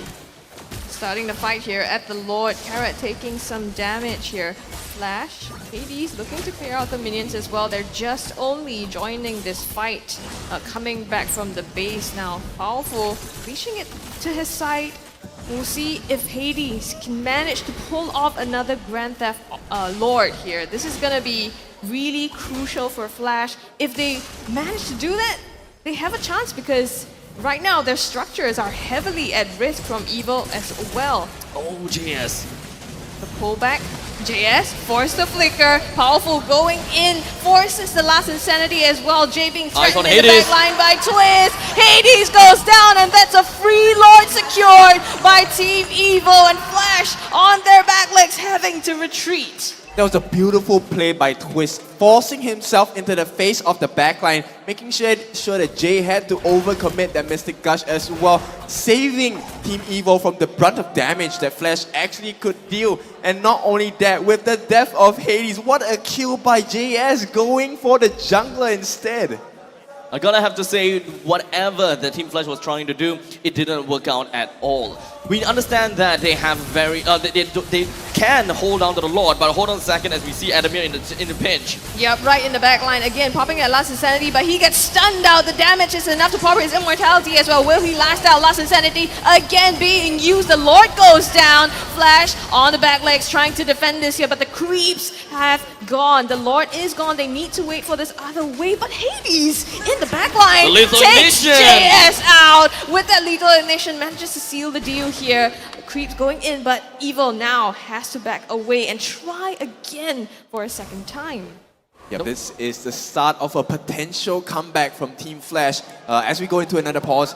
Right now, I think great job by Evo. They have taken 2 turrets, 2 tier 3s on the top and the mid as well. But if we take a look at the gold that both teams have accumulated, it is pretty much late game timing, late game itemization. All of the relevant heroes should have gotten majority of their core items already. So what exactly is the problem here for the side of Team Flash? I guess that the main thing is that they don't necessarily have to fight for holding on to the Lord. It's finding out a way that can really tilt the 50-50 over to Lancelot. He gotta have to get in close enough to really do all of that. So initially, we do have the Xbox that could whittle down the opponent's health as much as possible. It's all about whether you get the motive as well as a reason to jump in for a fight. We see that JS, he's also positioned in a way whereby he wants to whittle down Adamir's health as much as possible. He's got his Firaga armor, he's got his immortality. There's a lot of times that this Xbox just doesn't die. But because of JS with all of that poking, they managed to find that motive to eventually just jump right in and execute, jump and collapse onto the side of Team Flash, which eventually turned out great for them. The only problem for the side of Team Flash is that they no longer have the space for Hades to retreat to. As such, Hades gotta have to jump in. He gotta have to do something to buy a little bit more time, but only for him to get absolutely jumped and killed in the process of it. Yep, they have to do a little bit better to protect Hades, but by doing that, they need to have offense is the best defense mindset. Because right now, what's happening is Twist is doing a very good job of splitting up the entirety of Team Flash. And Team Flash composition only works if they have the full combination. They need that Mystic Gush to work together with Lawsy's Onward and Earth Shatter as well. So they need to do a lot more. Adamir, I think that last Insanity, he has been forced to pop it off too early. But that's because Evo is forcing his hand. There is no way Adamir cannot use that last Insanity properly. Eventually, I think the Team Flash may be able to keep their heads in a safe space. I think that they are pretty okay if you look at them. They're actually still kind of like smiling or anything. They don't seem to have a black face at all for the fact that they are losing. They don't look sad or they don't seem sad at all. Because the comeback is probable. Right now, if you take a look at the itemization by our dear Jay, this God is on his last item, which is going to be the exotic view. What he's waiting for is that Genius Wand. So there's a couple of things that needs to happen for Jay after buying that item, and of which it's going to change the whole game. Now, I know I keep going on this God, but trust me, after playing so many God games, bro, he is going to be the one that's going to change the entire game. Right now, as long as he gets a nice Mystic Projectile and Injunction onto either Coconut or Carrot, that's going to change the whole fight. Powerful, his Heavy Spin is going to be used offensively all this time, right? But the moment that Heavy Spin is going to be used, that's free reign for Team Flash to turn it all around. with all of the itemization by Team Flash right now, it is late game. This is the time where they can really survive all of the skills being thrown out by Team Evo. And that re-engage by Team Flash is going to kill off the entirety of Team Evo. But only when the situation presents itself. Because as it stands now, Team Evo, they understand the theatrics and the way to team fight too well. They are the magical team fight team. We all know this. Look at the way that they fight. Lousy here. You mean Loisy? Yeah, Loisy. He was actually laughing with us just now under the desk itself because he was like, bro, take a look at my name. They spelled it wrongly. And he was shouting at our manager, Justin, like, how can you spell my name wrong? Yeah, and he's going to take this anger, right, and transfer it onto Team Evo for sure. Legendary Loisy. You know what? From now on, we'll call him Loisy. Just to push his buttons. Just to push his buttons. Loisy goes in with the onward. We are back into the game, ladies and gentlemen. Like you said, Kin, there is a chance for Flash to come back into this. And not just with the addition of the Genius Wand, right? It can also cause Evo a hard time when they try to break into this high ground here because their ability to clear out the creeps and the minions is really strong. Going with the glowing wand here. What exactly is this? Team Flash claiming the lands again, even though they are at a 7,000 gold deficit? Well, remember this. This is a 21 minutes game, and we are looking at a total of 53,000 gold onto their side. So, even if we're looking at the amount of gold deficit, it is fair to say that one of the couple of these main players, the main players such as the God or perhaps the Lancelot and Irithel, they're close to maxing out their items. What's left is only for Jay to pick up all the items because he just completed his glowing wand and he just needs one more item to eventually be at his top game. Yep, that's going to be 1.5% of HP damage every time he lands any of his skills on the members on the side of Evo. So that's why I feel, Team Flash, they have this potential comeback. But based on how Evo has been playing this game so far, as long as Evo get their way in terms of splitting Team Flash during the fights itself, it's always going to be a Team Evo team fight win. And they have done that to a lot of success, right? In Twist, going in the backline as well, forcing Vanix and Jade to split apart from the main roster of Team Flash. Now that they've done it a couple times though, I think Flash, that would be something that they are going to expect. And I'm curious to see how they plan to turn that around or even prevent or avoid that from happening again. Well, the big question here is, are we going to see the thievery by Hades once again? Game 1, we got a couple of steals. Game 2, we haven't seen as much of a stealing capability coming out from Hades. But don't worry. At one point in time, that will definitely happen. With the Lord currently at the northern area of the map, Team Flash have managed to get themselves quite a bit of lane priority in the middle and as well as the bottom lane. And thus, you understand that once you see a Bruno in the bottom lane, you know that the Rafaela must be around because he needs the mobility in order to go around. They're going for it. Mystic Gush didn't quite cut the mark there, but the back line, the Holy Baptism catches two, and now Powerful trying to catch on to them. It's going to be Twist popping the Immortality. Lawsy having to back out as well. First casualty in this fight going to be Lawsy, so they back away with a numbers disadvantage. And that's the beauty of Team Evo's team fight, right? You can hear the fans cheering every time Team Evo fights because they know a win is coming. And with a dub for that fight itself, Evo now in prime position to make it difficult for Team Flash to even contest this Lord attempt. Hades. They find him in the brush here, forced to back out. They don't even let him try to steal this Lord or come close to it. And right now, it's gonna be Flash finding a way, trying to find a way into this Lord pit. Lord priority is actually going over to the side of Evil, and Evil has spread themselves wide and far enough to ensure that this Lancelot will not come in from anywhere. But this is actually a good thing coming from the side of Team Flash because Adamir has managed to pull most of the members from the side of Evil away. This actually gives Hades a little bit of a leeway to get himself into place. But unfortunately, that's how far that they can pull him apart. And there is no Grand Theft Lord that can be done for this fourth Lord. They are protecting this so well. Yeah, can I just say, Evo, it feels like all of the different members are like security cameras right? Where's Hades? Where's Hades? They are Where's an Hades? escort. No, I was gonna say, you know that game that you play as a child, the chicken one, when you have that mother chicken in front protecting everyone? 老鹰抓小鸡, which is eagle catch Eagle little and chicks. yeah, and it felt like that, right? You go up top. Yes, Mama. Adamir tried to. Oh, hold on here. JS in some trouble. They're finding Hades forward on the bottom lane. Don't quite engage yet. The Interesting. Lord is coming down the mid though.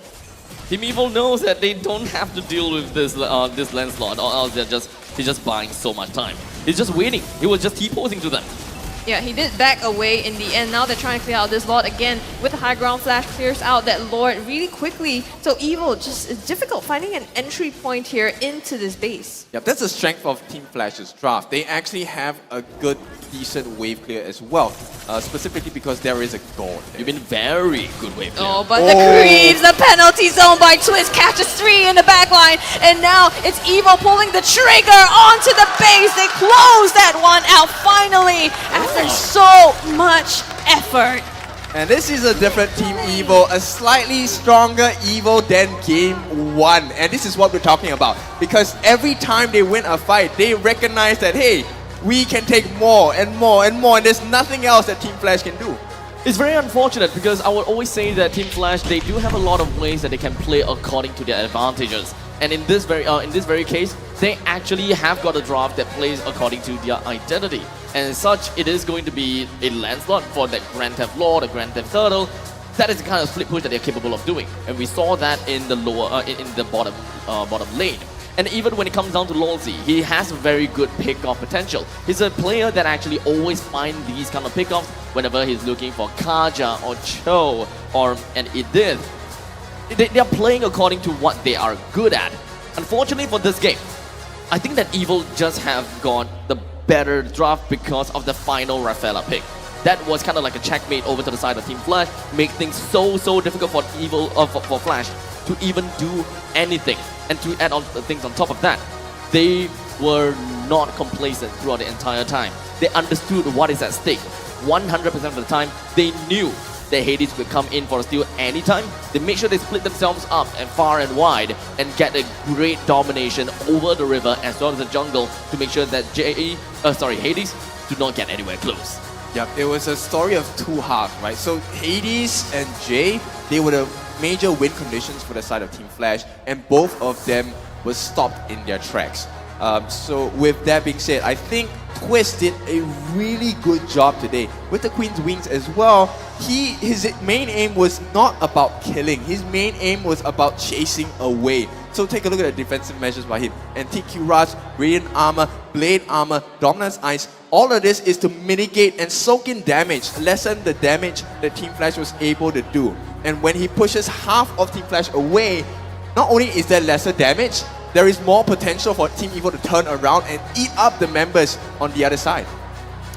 And with that said, of course, looking at the emblems after all, this game puts a lot of pressure onto the Rafaela. Even though we're talking about a checkmate, he's still gonna have to play to the absolute T because he does have a target board on his back after all. So mobility is understandably going to be very important, and of course when it comes down to survivability, he has to get more on top of himself. Throughout the entire game, this Rafaela played by Carrot didn't even die a single time. He's been bumping himself from lanes to lanes, in the middle to the gold, back to the middle. He really needs to be there for Bruno all the time. As such, this is a major disparity from what we have saw in game number 1, where Coconut was having so much issues and so much problems. This Rafaela pick, making sure that this Bruno would never die and will always be out of harm's way, away from all of that slows from the God as well as this X-Borg.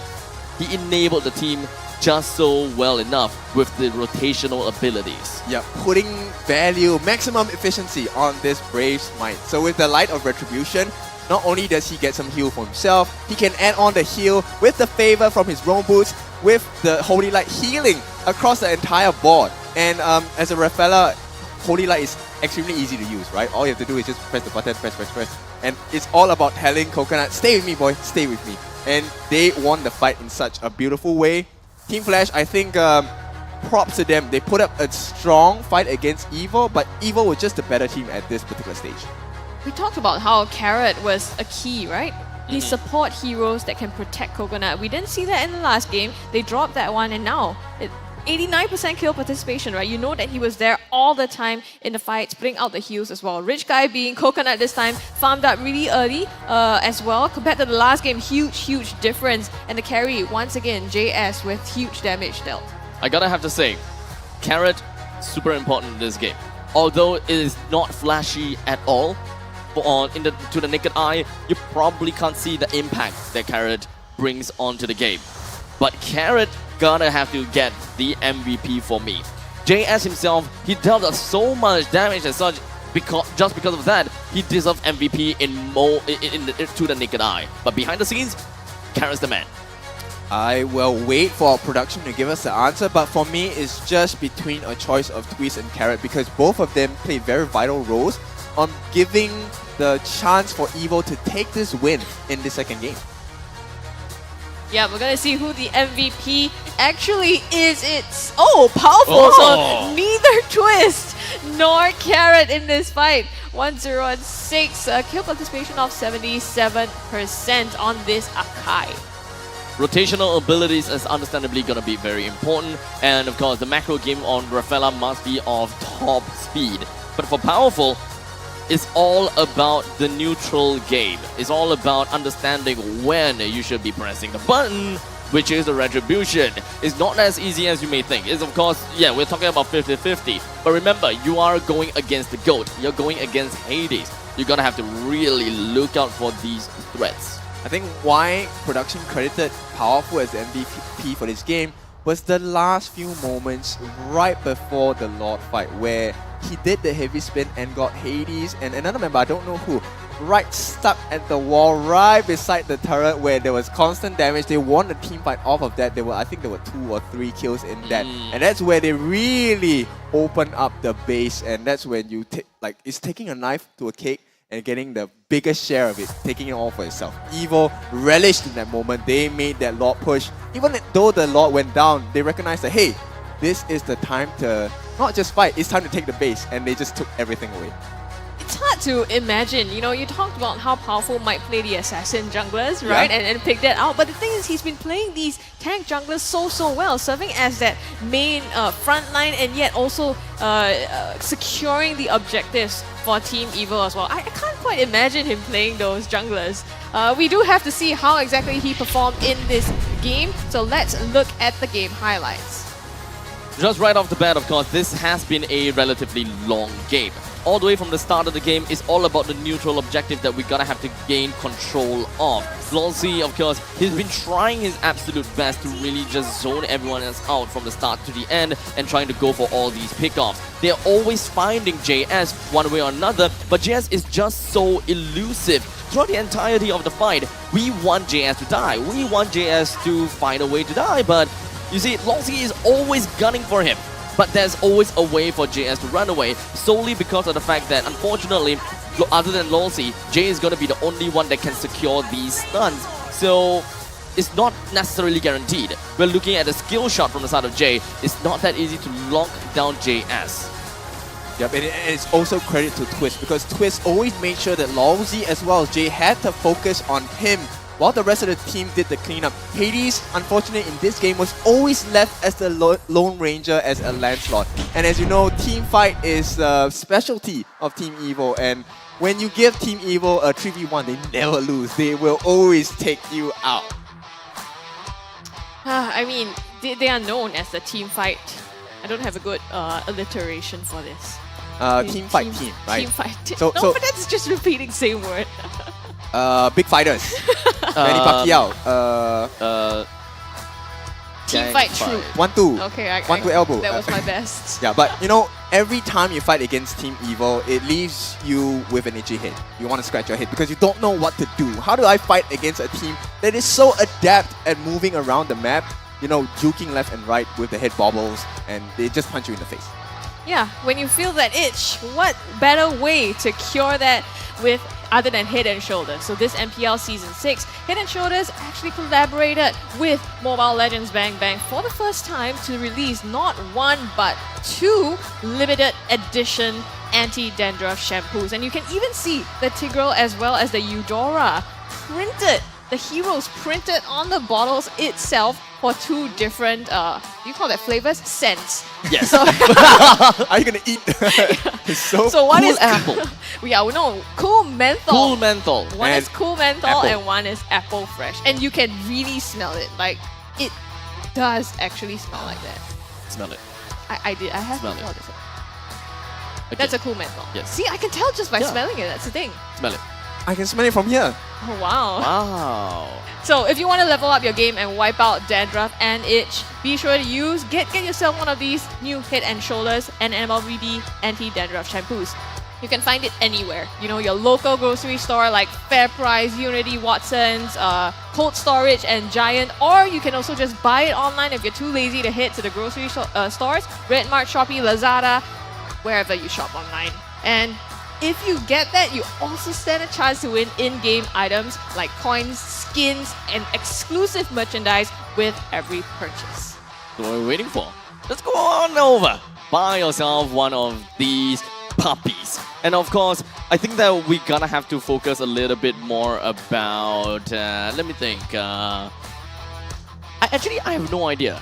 No, it What? feels like this situation, right, is a calamity for Team Flash because they It is. thought they had the answer, Yeah, I but they thought got that I just wanted to slapped left and focus right. a bit more on that as well. But I think that game number 1 was a lot more important to me, but I can't remember why. I mean, game number 1, we saw Hades on that critical character, right? What was the name of that Makes character? sense. The calamity that... No, he's not the calamity. But at least one... Layla's father. Oh, yeah. I Is still he can't really? believe he's Layla's father. Like, he Is he does not look Dude, like were you Layla's not watching the father. advertisement? He is Yes. Layla's father. Yes. Yes. Anyway, We're if you talking haven't about played him and you want to be like Hades, right? The absolute masterclass of thievery, the art of thievery, learn that from him. You should try Nolan out yourself. He is the new assassin in the Land of Dawn if you haven't already seen that.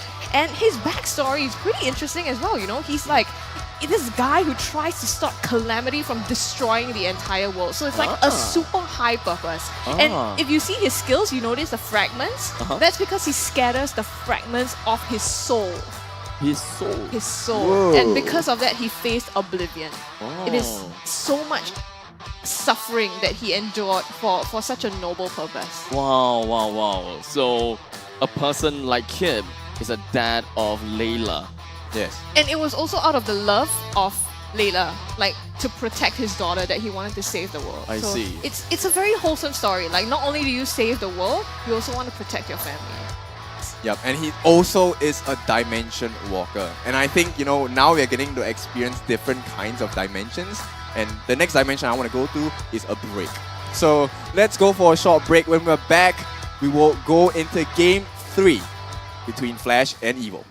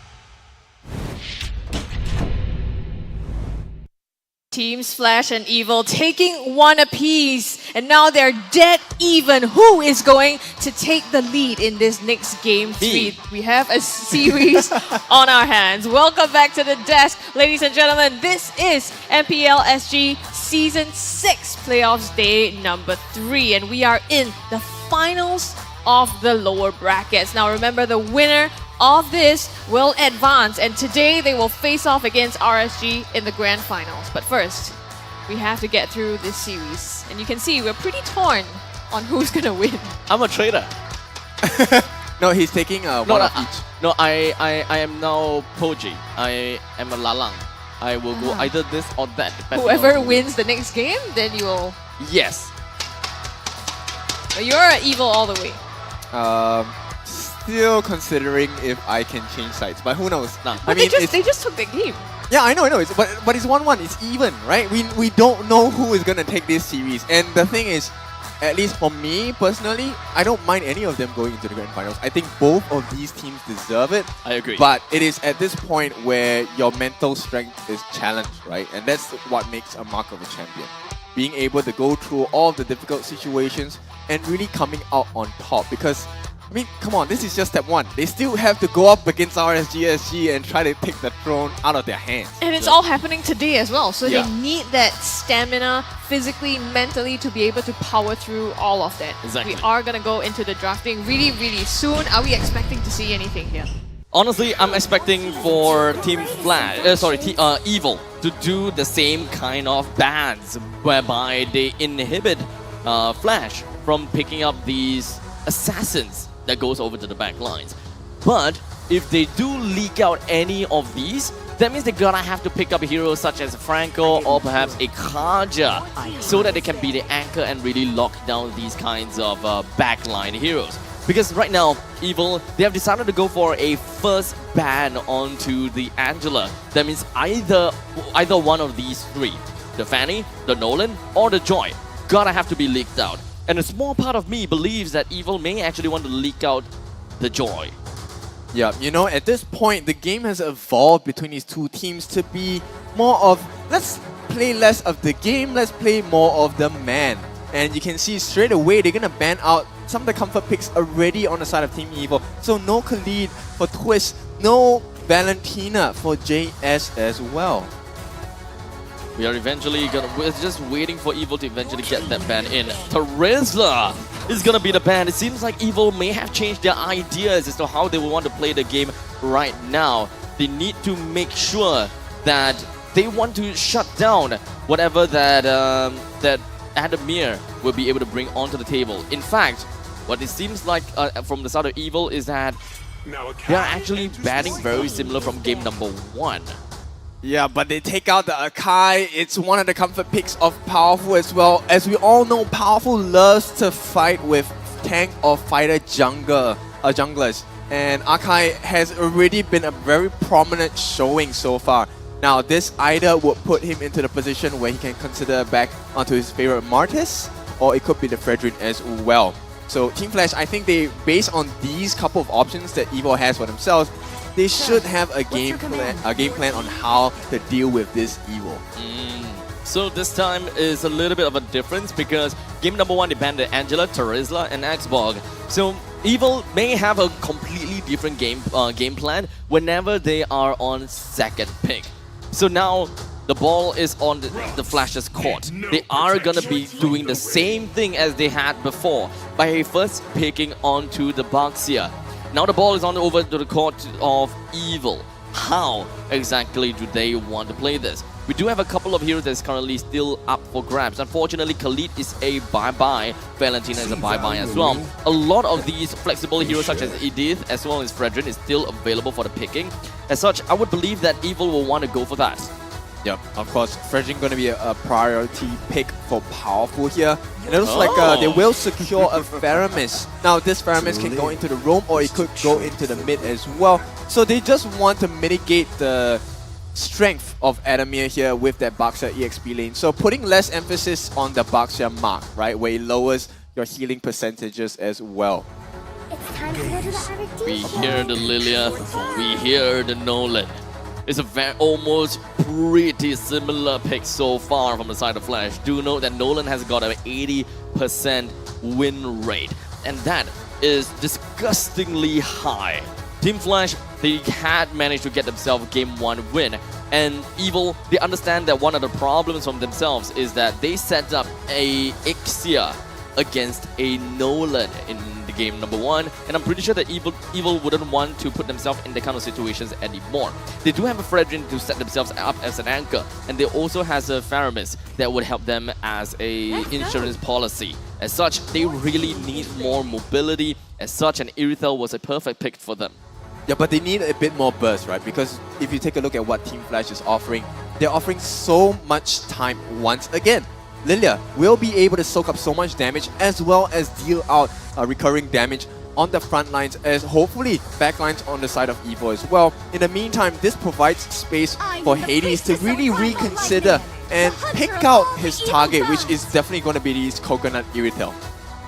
So we've got backline access coming from Adamir as well as the Nolan again. But unfortunately, one thing's for sure is that the Baxia is going to be played in the EXP lane due to a successful game of game number 1.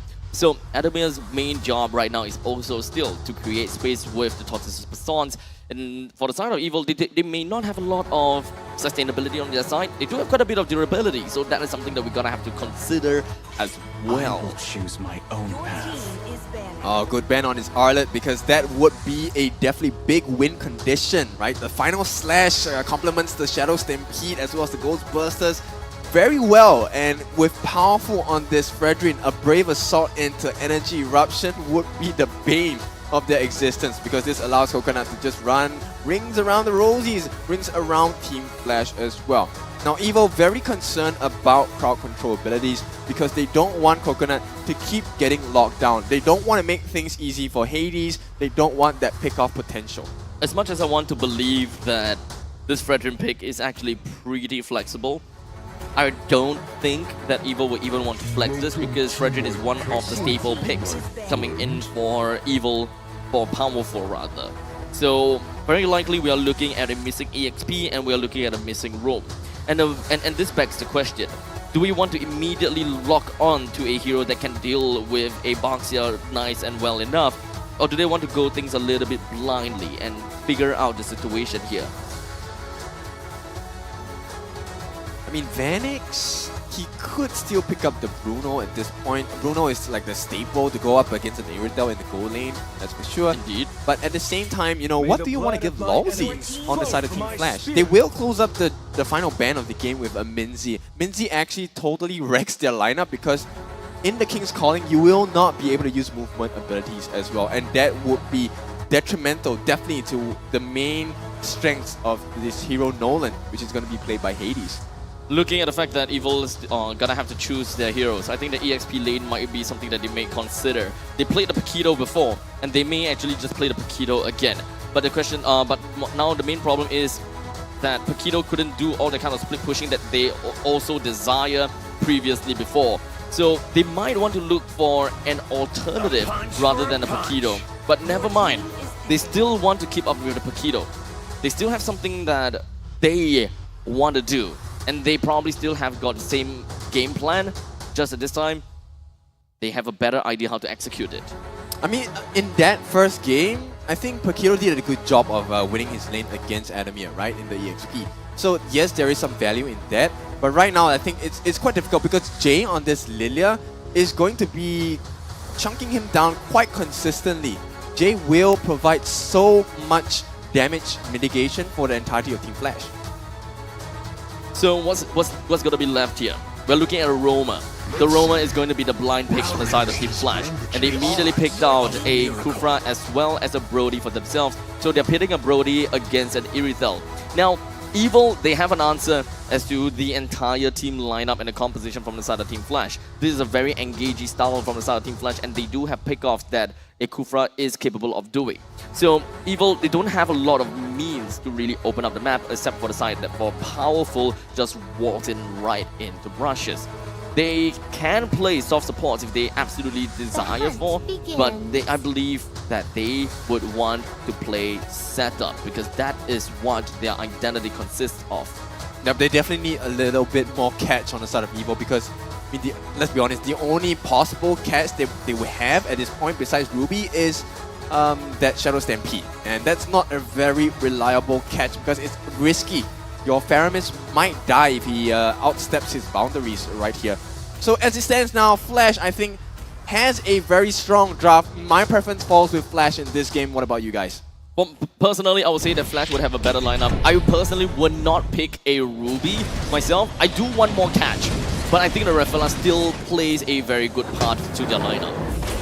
Well, Flash for both of you, and it has been one for each of these teams so far. One for Flash and one for Team Evil. This game is going to tip the scales in somebody's favor. So it's a momentum gainer for them here. Game number 3 between Team Flash and Evil. Ladies and gentlemen, we're hopping into the Land of Dawn. Land of Dawn it is, and right off the bat you can see the movements by Team Evo. You can see sending that Ruby.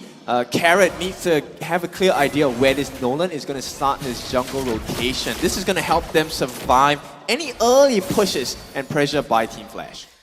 Team Flash, they definitely will have a better composition here, in my honest opinion. I do not know how they will be able to pull off this Ruby, but we have seen before how Carrot plays Ruby. But do note that there is, of course, a Kufra onto their side, onto the side of Flash as well. But regardless of all of that, it's going to be a minor inconvenience. I wouldn't say that it's even a hard counter, because let's be honest here. The main thing that you want to counter is going to be the main win conditions, which is going to be the Irithel or perhaps even against the Paquito. Because I believe that for the side of Twist, he might want to play a little bit more of a pos 3 Paquito in this very extent. So he's gonna have to have that burst damage that can actually just jump over the backlines, deal with the Lilia, or perhaps deal with the Brody.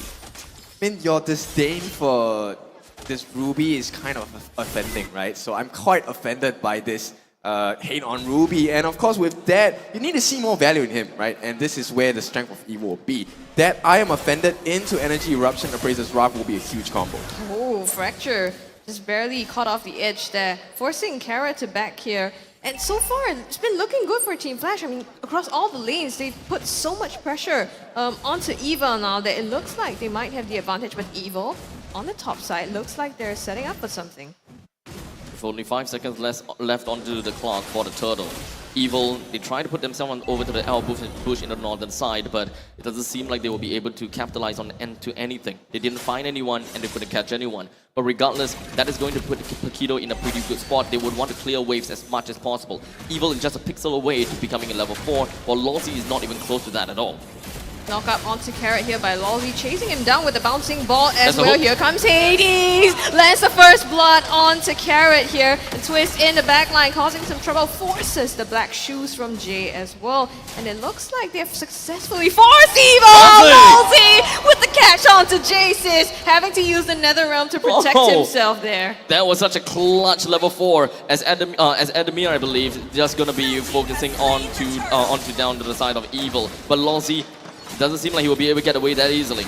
Oh, Appraiser's Wrath catches him, but the Tyrant's Rage backs 2 of them into the wall. JS comes for the backup and manages to take him down. How much time did he buy for his team? Take a look at what has happened. Hades not only secured the turtle, Lawsy bought so much time for him, he got another jungle creep out of Evil's jungle. That makes him 2 levels above Powerful now, and Powerful just hit level 5. Same story as yesterday, right? We have seen Powerful struggle if there is a 2-level gap. Of course, this jungler I'm talking about is slowly from Vanguard. That was the kind of pressure they were putting against Evo, and Flash has learned that that is going to be very distasteful for Evo, so they're going to try and make it work against them. The same kind of situation is going to be happening up in the EXP lane, where none of these players are ever going to die. You wouldn't want to put too much of a heavy emphasis on the EXP lane. As such, the gold lane is going to be where all of our eyes are going to be at. The Irithel would need a couple of help. As such, the only kind of babysitting service that we can expect is from Carrot. As long as it just stays around the place, they may be able to find a couple of these catches. But Team Flash, though, they do have a couple of game plans that they can set up for themselves, and most of that comes from assassinations. Bringing back Kufra onto Lawsy, right? The great setup potential coming out from Team Flash, and he's been using that to so much great effect. Hades contesting the jungle! Not just that though! Takes Powerful along with him. Also some damage onto Carrot. The flicker out will keep him safe. A lot of assassinations, like I said. Nolan plays a very, very important part in this game. We don't have a very thick heroes in the early stages, and that is where we want to see. No, Coconut being badgered here by Hades. The fracture will do the trick, and he seals the deal for himself. Hades just absolutely obnoxious now. He's 8 up 2 levels again above it. Vanix gets killed down below onto Twist as well. What a huge advantage Flash have gotten for themselves, and it all came down to that first play across the map, all because of Lawsy's Kufra. After all, we are looking at a 2,000 gold advantage from the side of Team Flash. I don't think that Evil should actually take this fight much anymore. But at least they did manage to pick up a kill on the Hades and finally avenging for themselves and their friends just to lock him down for a tad a little bit. And to make matters better for Evil is that Turtle is currently available. If they would want to snag up this Turtle before Hades even pop up, it was definitely possible. Yep, Jay doing his best to buy time for Team Flash once again, making sure that Hades can respawn in time. Coconut once again on the back foot. Oh, the Tyrant's Rage helps them take care of Coconut there. And now Carrot himself in some trouble. Lawsy with the bouncing ball chasing him down. Vanix with the flicker and puts Carrot in a coffin. JS coming in for the backup, but don't think he'll be able to nail anyone there. Now Evil, instead of choosing to go for the turtle, they wanted to go for something maybe up top and protect Carrot as well. Instead, Flash gets the advantage together with that tier 1 turret. Yep, the two very massive game changers, the gold lane and the jungle having a huge advantage across the map for Team Flash. Vanix 3-0-0, Hades 3-1-0. And with a level advantage against their counterparts, this is looking like a Flash game. Evil gonna have a little bit of a difficulty trying to take this turtle, especially since Irithel is not gonna be part of this. The only kind of damage output that they have is gonna be coming off from the side of JS. As such, Lonsy would want to focus on zoning JS away. And for the side of Twist, I don't think that he deals much damage at all. A quick little zoning attempt from the side of Flash ought to be enough to get themselves the turtle, and both sides are not gonna find a single casualty. Yep, JS though has to play a bit more safe because Lawsy with his aggression forced out that Purify. Now Coconut is in danger because JS will not be able to save him as cleanly and easily. They're hunting him down, right? The switcheroo rotating over to the bot lane, but you can see 3 members of Team Flash as well, ready to take him as soon as he steps out of position. Topside brawl going on. Twist! Oh! The 2v1 is enough to take care of him. And again, Evil finds themselves at the clutches of Team Flash. All hail Lord Vanix, as we come to see that Vanix is pretty much on point with a total of 4 kills to his name already. This 3,300 gold lead from Flash has definitely set quite a precedence. And to make matters worse, Evil, they are, of course, gonna be tunnel visioning onto main team fights, and they're trying to set a pace here. JS forced to use another realm. Hades was chasing him down! Vanix with that last hit onto him, securing that kill. So not just forcing that ultimate, but also taking him down. Of course, being Faramis, he respawns, but that buys enough time for them to take down the mid lane. And right now, they're slowly cracking open the defenses of Evil. Twist as well, forced to back.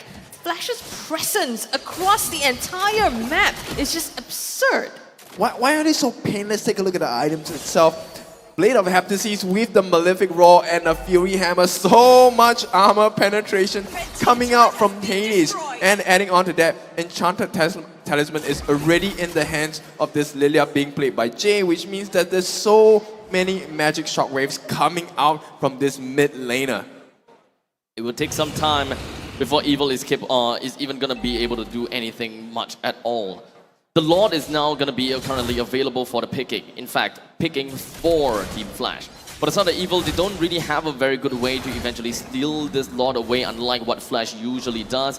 So Evil, they gotta have to play possum for a little bit and hope that they will be able to eventually skill up and find small little opportunities and wait for Team Flash to eventually be complacent. Because we have seen before that Adamir usually starts to become very complacent and start to dive into the opponents to create that kind of space that they will want. But Evil, I think eventually, they should be able to find that kind of opportunity. I mean, no contest, right? Because yes, Evil, they might be able to come in with the I'm Offended and try to steal this away with Powerful and the Appraiser's Wrath, but Powerful is 2 levels behind Hades as well, and even if they pull off that I'm Offended, what are they gonna follow up with, save for the burst damage on Twist? That being said, all of them are under-leveled behind Flash. Yeah, Hades is 4 levels ahead of the lowest member on the side of Team Evil, which essentially almost makes it a situation where he can be in a 1v4, 1v5, we never know. Oh, but the knockup here, they're going in, Jay. Being chased down by Powerful here, and Hades follows suit. The Appraiser's Wrath will secure that kill for them in the backline. Twist is on to Adamir, the knockup, the damage, but he tanks all of that and soaks it up, and JS, forced to pop the Netherrealm in some danger, gets away. And all this as the Lord is charging down the top lane, so Flash still putting on that pressure onto Team Evil. Yeah, but Team Evil managing to survive that onslaught, right? Which I think is super impressive because there's 6,000 go down. Gotta say a tad bit mistake from the side of Jay for diving in super deep right into the face of Powerful, not having the black shoes to really work with him. As such, the push coming from the side of Team Flash will not be able to get any more bonus out of the inner turrets. All of the inhibitor turrets were still up and running. None of them chipped off or anything, but it's not like Team Flash gotta have to rush this game or anything. I think that they're trying to play it safe, but they do have 6,400 gold lead after all. All they gotta do is just suffocate Evil as much as possible and try to hold down the fort. They don't have to force team fights, but they gotta have to make sure that Evil do not get any more farm from this point onwards. Yep, I mean, Evil at this point is still on the halfway mark, right? About 27,000 gold. They need at least 40 to 50,000 to have some decent itemization to be able to fight back against Team Flash. And as it stands now, Team Flash already closing up the map against Evil. Slowly but surely, Team Flash holds down the fort here in the northern jungle. While the bottom lane may be a little bit of a clash, I gotta have to say, between the creeps.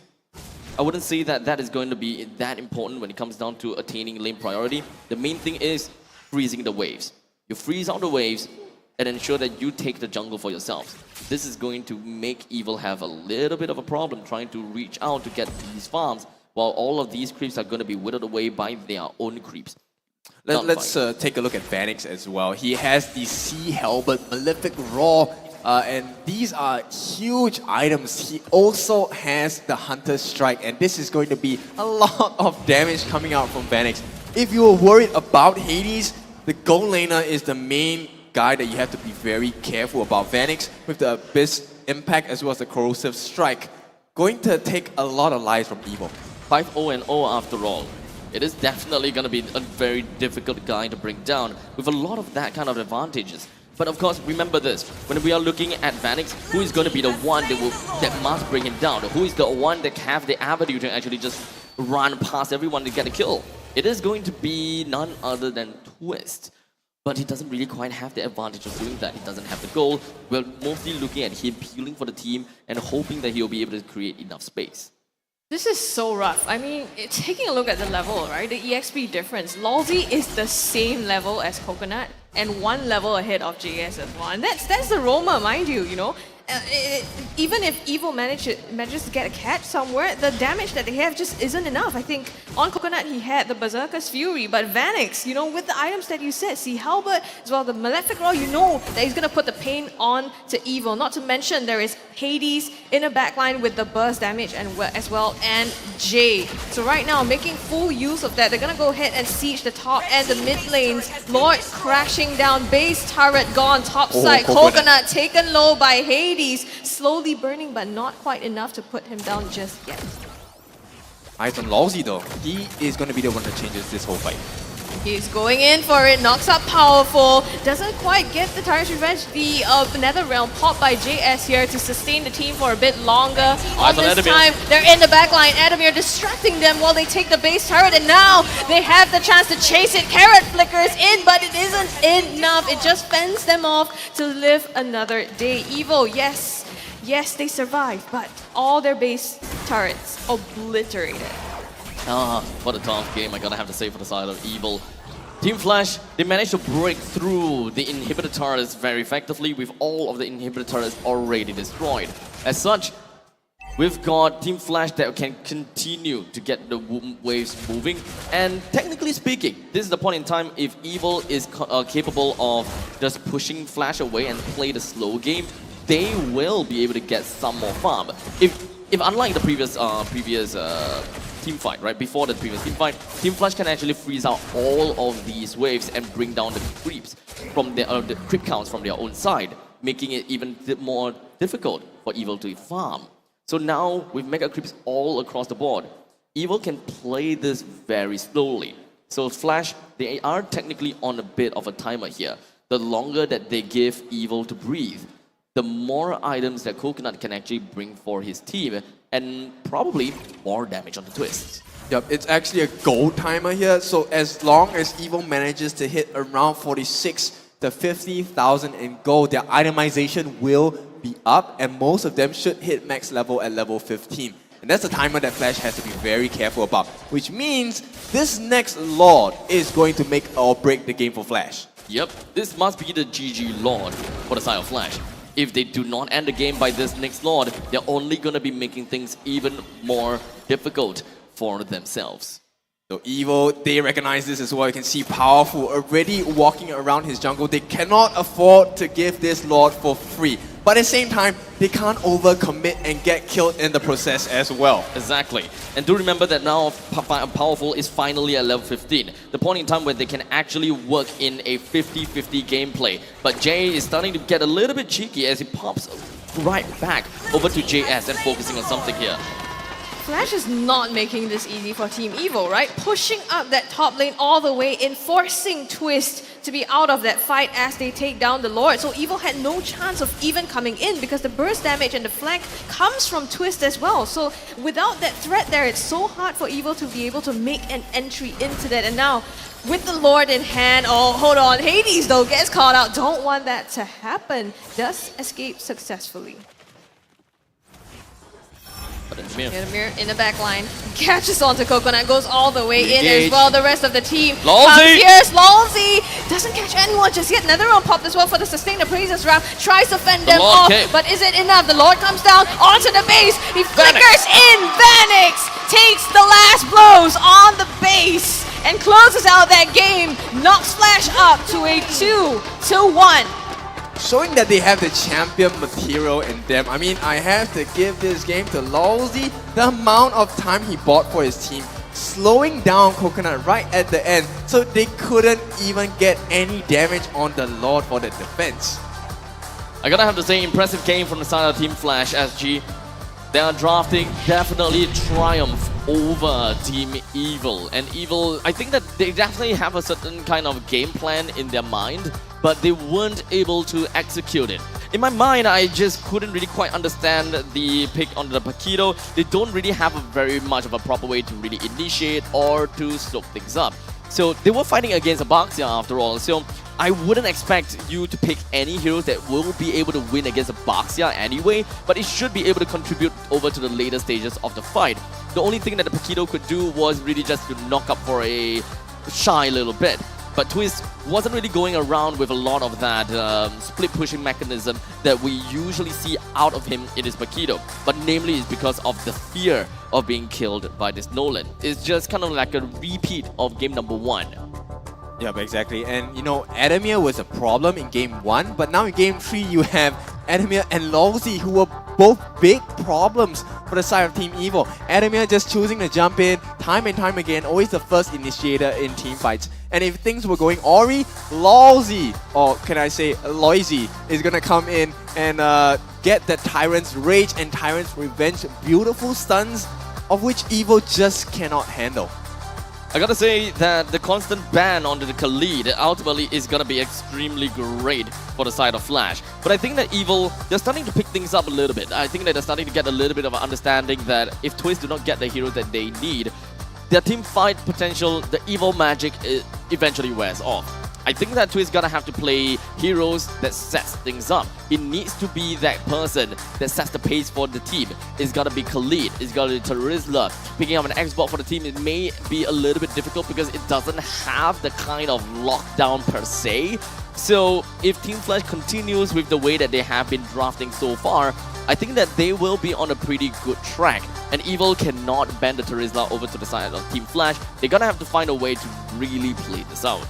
I think it begs the question of, do they need a new Mega Mind on the side of Evil? Now, what I'm referring to is the fact that Evil does not have a coach. And, you know, Team Flash having both Reminiscent and KCP, these two big brains joined into one Mega Mind, definitely outdrafting Evil, at least for 2 of the 3 games today already.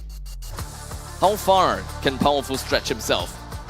That is always going to be the question. We see that they do not have a coach, but he is a player coach after all. And I gotta have to say that he is a gem within of Evil, being able to get all these drafting patterns down while being a player. There's so many things that you gotta have to think of, and you gotta have to execute all of that in-game as well. That must be a sensory overload for Powerful. But for now, you know, we gotta move past that fact a little bit and look at the emblems, see whether there are anything that is out of the ordinary or not. Because it's pretty much safe to say that we are looking at the same kind of emblems coming from the members from the side of Team Flash. When it comes down to Nolan, he wants a lethal ignition. We have seen the burning pick coming in from him time and time again when it comes down to assassinating members of Evil. While Baxiok being completely tanky, doesn't really have much death at all, in fact only 1 death, but he has done his job. He's soaked up so much damage, and I wouldn't be too surprised if he's going to be one of them that has the most amount of damage received. And also with the adaptive attack, right? The thrill onto Hades here guarantees, I mean, helps him with that early game as well. The reason why he was so obnoxious even from the beginning, starting parts of the game up against someone like Fredrin, Powerful on the Fredrin. I think just all in all, it was so oppressive against Evil that from the onset, it was a tough game. Yep, and they couldn't even make full use of that Netherrealm because Jay was constantly on JS's heels, right? And forcing him to pop that Netherrealm prematurely in the fights. Apparently the one that has the most amount of damage taken is gonna be Powerful. I mean, it does make sense that he's constantly gonna be in the face of the enemies, trying to be that one guy that initiates for the team. Ultimately, Carrot is also gonna be a great candidate there, but Carrot would require items to really be able to just tag on to that one person that he deemed necessary. But remember this also, right? Longsy is a natural counter over to the side of Carrot, albeit a soft counter, but he cannot go too deep into the fight, which is unfortunately going to be one of the main things why Ruby is great, because you are agile while you are still capable of setting up team fights. Yep, so let's talk a bit about the MVP, your personal MVP. Who will be your choice for this? Oh, Vanix. All hail Lord Vanix. Yep, I really like Lawsy in this game. I think he made a huge impact, but we'll see. What does production say for this MVP of Team Flash? All hail Loisy. Loisy, sorry. Loisy. All hail Loisy.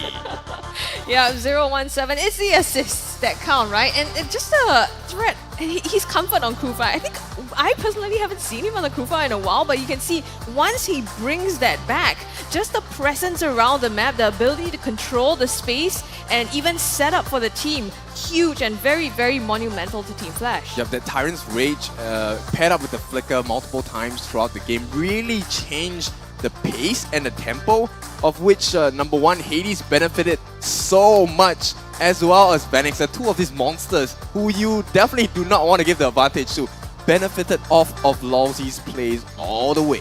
Remember, Team Flash did recognize themselves as a team that will taobok the others. Yes. And for those international viewers out there, in what you don't understand means is that they are all, you know, they claim that they are all big sized, you know, even themselves and KCP, the coach, they are just gonna collapse on top of their enemies. It's like seeing 4 Atlas on top of 4 Laylas. Yep, and picture forming a burger. That's what it really means to taobok, where you place one ingredient on top of another until you have a fully formed burger. So that's their idea of what taobok is. So the enemies is actually the bottom bun. Well, everything else is just Team Flash, Team Flash, Team Flash, Team Flash, Team Flash. it's a very graphic image. I mean, of the hamburger, but yes. And then you imagine 4 or 5 of these beefy guys just going onto it, but that's exactly what they do in the game, right? And we'll see the highlights from this past game and how they managed to do that to Team Evil. Yeah, we all started with this coconut kill, right? Vannix getting that kill amplified his farm in the lane, and with the Nolan getting so many of the turtles as well, they amplified every single portion of that goal lead that they had. Maybe when we are looking at this part where Jay actually went all in, but he doesn't even have the black shoes to really get himself right out of dodge. Powerful, even though they don't really have a lot of gold or EXP, they're still having a very decent fight against the members of Flash. They did pretty decently, but over time, Powerful has picked up a little bit of levels. But the main thing is going to be locking people down, which is something that Longsy absolutely wants to do. It's either to bait out the Nether Realm or try to find other ways of ending the game. You can see so far, I mean, look at Longsy especially, right? The way that he set up and make sure that he kills for the team as well. Look at that Tyrant's Revenge on the backline, catching out Coconut. So he bought time. Yeah, main damage dealer unavailable in that defense itself. So he really changed the game throughout multiple times in this series. You have really the 2 beefy guys in the front line, right? You have Longsy, you also have Adam here who's distracting everyone else. He goes in, Evil puts the attention and focus onto him to try to damage that, but then he just rolls away with the shield unity. Yeah, so it's so stressful, right? And it makes you tense up your muscles. You can see, I'm very sure Coconut and the rest, they were like, oh, they're scrunched up like that. They can't sit well about that the whole time, huh? So much tension in their backs. I mean, Powerful plays like this, right? Basically. Oh yeah, he kind of like goes all the way in like that, right? Yeah. So for those of you who don't know, you can notice the cameras when they have the player cameras on. Usually you play like this, but Powerful puts it on the table and he plays with like, I think his 4... I think I think he kind of like plays something like that, right? I don't know, The like a kind of spider shape. No, he's like playing piano like that. Yeah. Yes, exactly. And after such a, holding such a posture for the whole day, the most important thing is to take care of your back. And, ergonomics. And the best way to do that, of course, is with OSIM. Now look at that incline all the way back. We know how all the gaming and for you casting can be, really stressful and intense. So that's why. For now, so I need to show like I'm relaxed. So let me just close my eyes. Okay, you just take a nap. If you hear snoring, you know where it comes from. But OSIM has got your back, right? This is the U-Throne V gaming massage chair, and it's the only gaming massage chair. So basically, it's built to energize you. You play an intense game, take a break, and then take a massage. And they have this patented V-hand massage technology built in the chair as well to guarantee you that comfort. I love this, to be honest. You should love it as well. Oh, wait. Yeah, lean back. Come on, lean. Yeah, you lean. need to wait, right? Lean. I don't think I'll come back if like I lean all the way. Like I'll just be stuck there for life. Okay. I also want to point out that if you see the colorful, chairs that we have, it's because it's a very unique design here. Transformers Edition. So not only is it a gaming chair, you also have cool designs printed for the chair. This is the yellow one, the Bumblebee one, and then you also have the Optimus Prime one. Yep. I'm still waiting. I've been asking for 3 seasons already. I want the Decepticons, please. I want to have the bad guys. Okay, see you guys. Okay, I did it. I was expecting you to stay down there for a little while longer. That was my best rendition of a sit-up. Okay. Okay, while he does that, all this action here. After taking a break, you want to come back to the action as well. So we also have the wild cards coming up. I believe that not only just that, we also have MPL PH. Yes, the that playoffs. Exactly. That is going to be happening on October 25th to 29th. Next week. So after you finish all this MPL action, take 1 week break on your OSIM chair, you come back, tune into the stream and watch MPL Philippines online. I mean, if you want to go there in person, by all means, right? But you can catch them online on the stream as well because they're having their playoffs. We all know how much of, admittedly, Giants, the Philippines and Indonesian teams are. So Indonesian is done, but Philippines is still upcoming. Honestly, when it comes down to MPL PH, they set the precedence as to how teams are played. Honestly, whenever I look at MPL PH, the first two teams I think of is of course Echo as well as Blacklist. One thing's for sure is that even though we are looking at kind of hospital meta, it's kind of a sad thing that we don't have Oh My Venus playing in this season. Well, he needs to take a rest. He has so many accolades already, right? One of them being the M5, the M series itself. This year, it is going to be the M5 series. Yes, and the special thing about it is there's this wildcard segment, right? With a lot of new countries and markets joining us. So this wildcard segment actually has all these new regions coming in fighting for spots in the M5 World Championship as well. I'm super stoked for that. And the best thing is, it's happening in Kuala Lumpur, Malaysia, which is just next door. And it's free access for everyone. Admission is absolutely free. The pre-registration will begin, of course, on the November 4th. So in fact, there's a lot of announcements that will be released on the November 4th, which will be happening in just a few weeks, perhaps. Days. I mean, 22nd. Yes. Close. Just mark your calendar. One plus mark your calendar. Yeah. If you don't know where to look out for these announcements, all you gotta do is just head on down to Facebook, the official MLBB esports page as well, or perhaps even for the TikTok site MPL Singapore or Instagram mpl.sg.official. We will release all of the information that you need on the social media channels over there.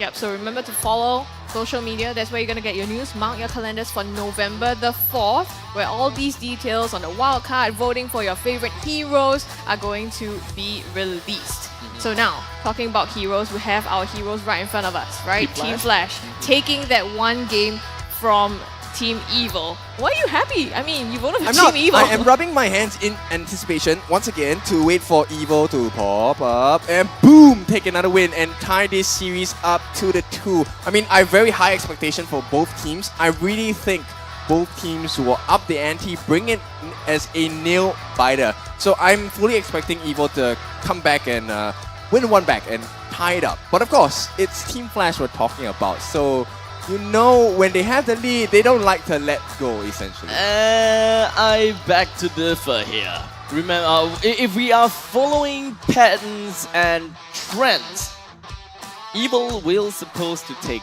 this game. Remember, I mean, look here. We are looking at a match point for the side of Flash already. Yep. If we are looking at Game 1 and Game 3, the draft is almost similar. Their bans and their picks is kind of similar as well. Game plan is pretty much that. While Evil is now going to be on first pick, first ban, that means that they are going to have the advantage of just banning out heroes such as Fatty, Nolan, as well as Joy, and leave the Angela over to the opposite side to go for those bans. That means that it's pretty much in their playing field.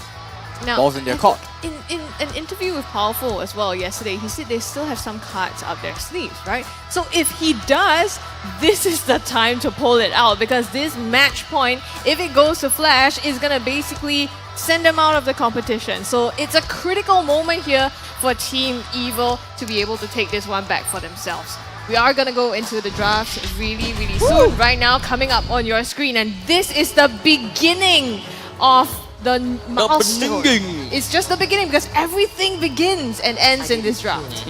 So, as expected, we are going to be looking at Evil that will ban out the main 3 assassins that targets over to Hades. While for the side of Team Flash, they have decided to ban the Khalid, understandably so. We have the Valentina banned out. Angela is currently open for now. Okay, never mind, they banned it out too. Yep, they have definitely seen how Carrot performs with an Angela in his hand. It's not something you want to deal with. Now with this healer composition on the Roamer being the main meta, it's really hard to play against such difficulties. But of course, the question is still gonna stay here. Valentina was banned. I mean, it was not banned in the previous game, but this time it is banned. We do have Yu Zhong that's currently available for Twist to pick up, but I don't think that they will prioritize that as number 1. We do have Edith as well as Mathilda that is still up for grabs, both of which are heroes that a Carrot can play. So which of these two is going to be the answer? It's going to be Edith. Yeah, but I think this is a good idea, right? Because you give Carrot something useful as a potentially give Carrot something that's useful. I think Carrot in game 1 and 3, his drafts have been very limited and it's been very focused on making life difficult for Carrot. And when he's unable to protect his goal laner, Coconut falls apart. It's taking a hammer and smashing the Coconut. And that's what Team Flash has already demonstrated 2 out of 3 games. Now we're at the 4th game itself. They need to learn how to protect Coconut. With this Roma already activated, Team Flash, they don't really have to take too long to really think about the Roma, but they can be safe by picking out lane priority heroes, such as the Terizla. And something that is a little bit different this time, we are going to be looking at Team Flash that went head on, picking the Fredrin for themselves, denying the Fredrin from the side of Evil. But that doesn't mean that it ends there just yet. Even when we are looking at the Terizla with the lane priority on their side, does this mean that Evil will want to pick up an Axebox for themselves and then a Martyrs shortly after, so that they will be able to keep up with that snowball potential in the early stages of the game? No, they want to go back on the Akai, and same kind of mindset, this heavy spin will make a very huge change. And it looks like, okay, they just want to face them head on. It's going to be Yuzhong taking that EXP lane as well. So Twist, very confident with the Dragon Tails as well. This Chinese dragon, definitely going to do a lot of work. Okay, so Evil's lineup did not change based on what Team Flash is looking for, at least in their first phases of the pick. They already understood what they want for themselves. In this case, it's going to be the Akai as well as the Yuzhong, which makes very good sense, especially since Team Flash have decided to go for the Fredrin. It actually makes things a lot more difficult for Team Flash to secure all these neutral objectives, because Akai is such a beautiful hero in the role of a jungler, just effectively pushing this Fredrin away. Makes things tougher for them to Grand Theft Lord or Grand Theft Turtle right out of themselves. While JS, he's great when it comes down to Yuzhong, and I would like to see the kind of value he brings over to this game. Yeah, so the final bans, looking at what Team Flash has in mind, they don't want the Faramis to go into the hands of Evil. That is still a possibility for that Faramis mid. And of course, they are going to join it up with the Novaria ban. Now, one thing you can notice is that Evil is drafting similar to how Flash has been drafting all game, which is to, hey, let's just buy some time. We can extend the fight. And if you take a look at this Edith, when she goes into Primal Wrath, time buying is the best solution for her. The more she can get her shots down, the more pain it will be laid down for Team Flash. And that, I think, plays very well into Evil's style of team fighting. Let's take a look at this. It's gonna be it's gonna be a Joe on the hands of Lolzy. So there's a lot of pickoff that we are looking out here. When it comes down to pickoff, Jay will be able to take advantage of all of that. It is entirely a lockdown composition now. Flash, they do not care so much about split push kind of composition anymore. They want to go ahead on against Evil. So what exactly do Evil want? They have decided to pick out a Valier for themselves, because this is such a close game, or rather close range game from the side of Flash. They all want to collapse on top of Evil, and the best case scenario here is to be annoying by spitting out all those fireballs right into the faces of these players, such as the Fredrin or the Terizla or the Choke, slow them down to an oblivion, or even better, just blow them away. Yep, so this burst fireball by Carrot is going to be extremely important. Wait, it's not going to be Carrot playing the Valier, right? Is it going to be a Roam Valier? Yes, it's going to be a Roam Valier. Okay, so this Roam Valier, he's going to do the same... Sorry, JS. JS is going to play. Yeah, JS is going to play Valier. Completely forgot that there is a Edith after all. Yep, JS, Valier, and then we have Twist back on the Yuzhong and Carrot going to the Roam Edith. Now, JS is going to play the same role that Jay is going to try and play as a Lilia, right? Stand in front, get as much damage down as possible, and just be a disruption to the entire game plan of either team. Now these two teams, they might have locked in the drafts for a final game depending on whether or not Evil has pulled this off. Final look here at what they have chosen. Evil or Flash? I gotta have to say Evil. I can't make a decision because this is all down to the micro plays. Who makes the better play in these skirmishes? That would determine the winner of this game. Evil's bringing out something a little different with this Valier this time, so we are a bit torn on who to go for, but ladies and gentlemen, you know who you're rooting for. This is Evil up against Flash. Send all your support to these two teams as they battle. Might be potentially for the last time here. Match point if Team Flash takes it. Last game if they do.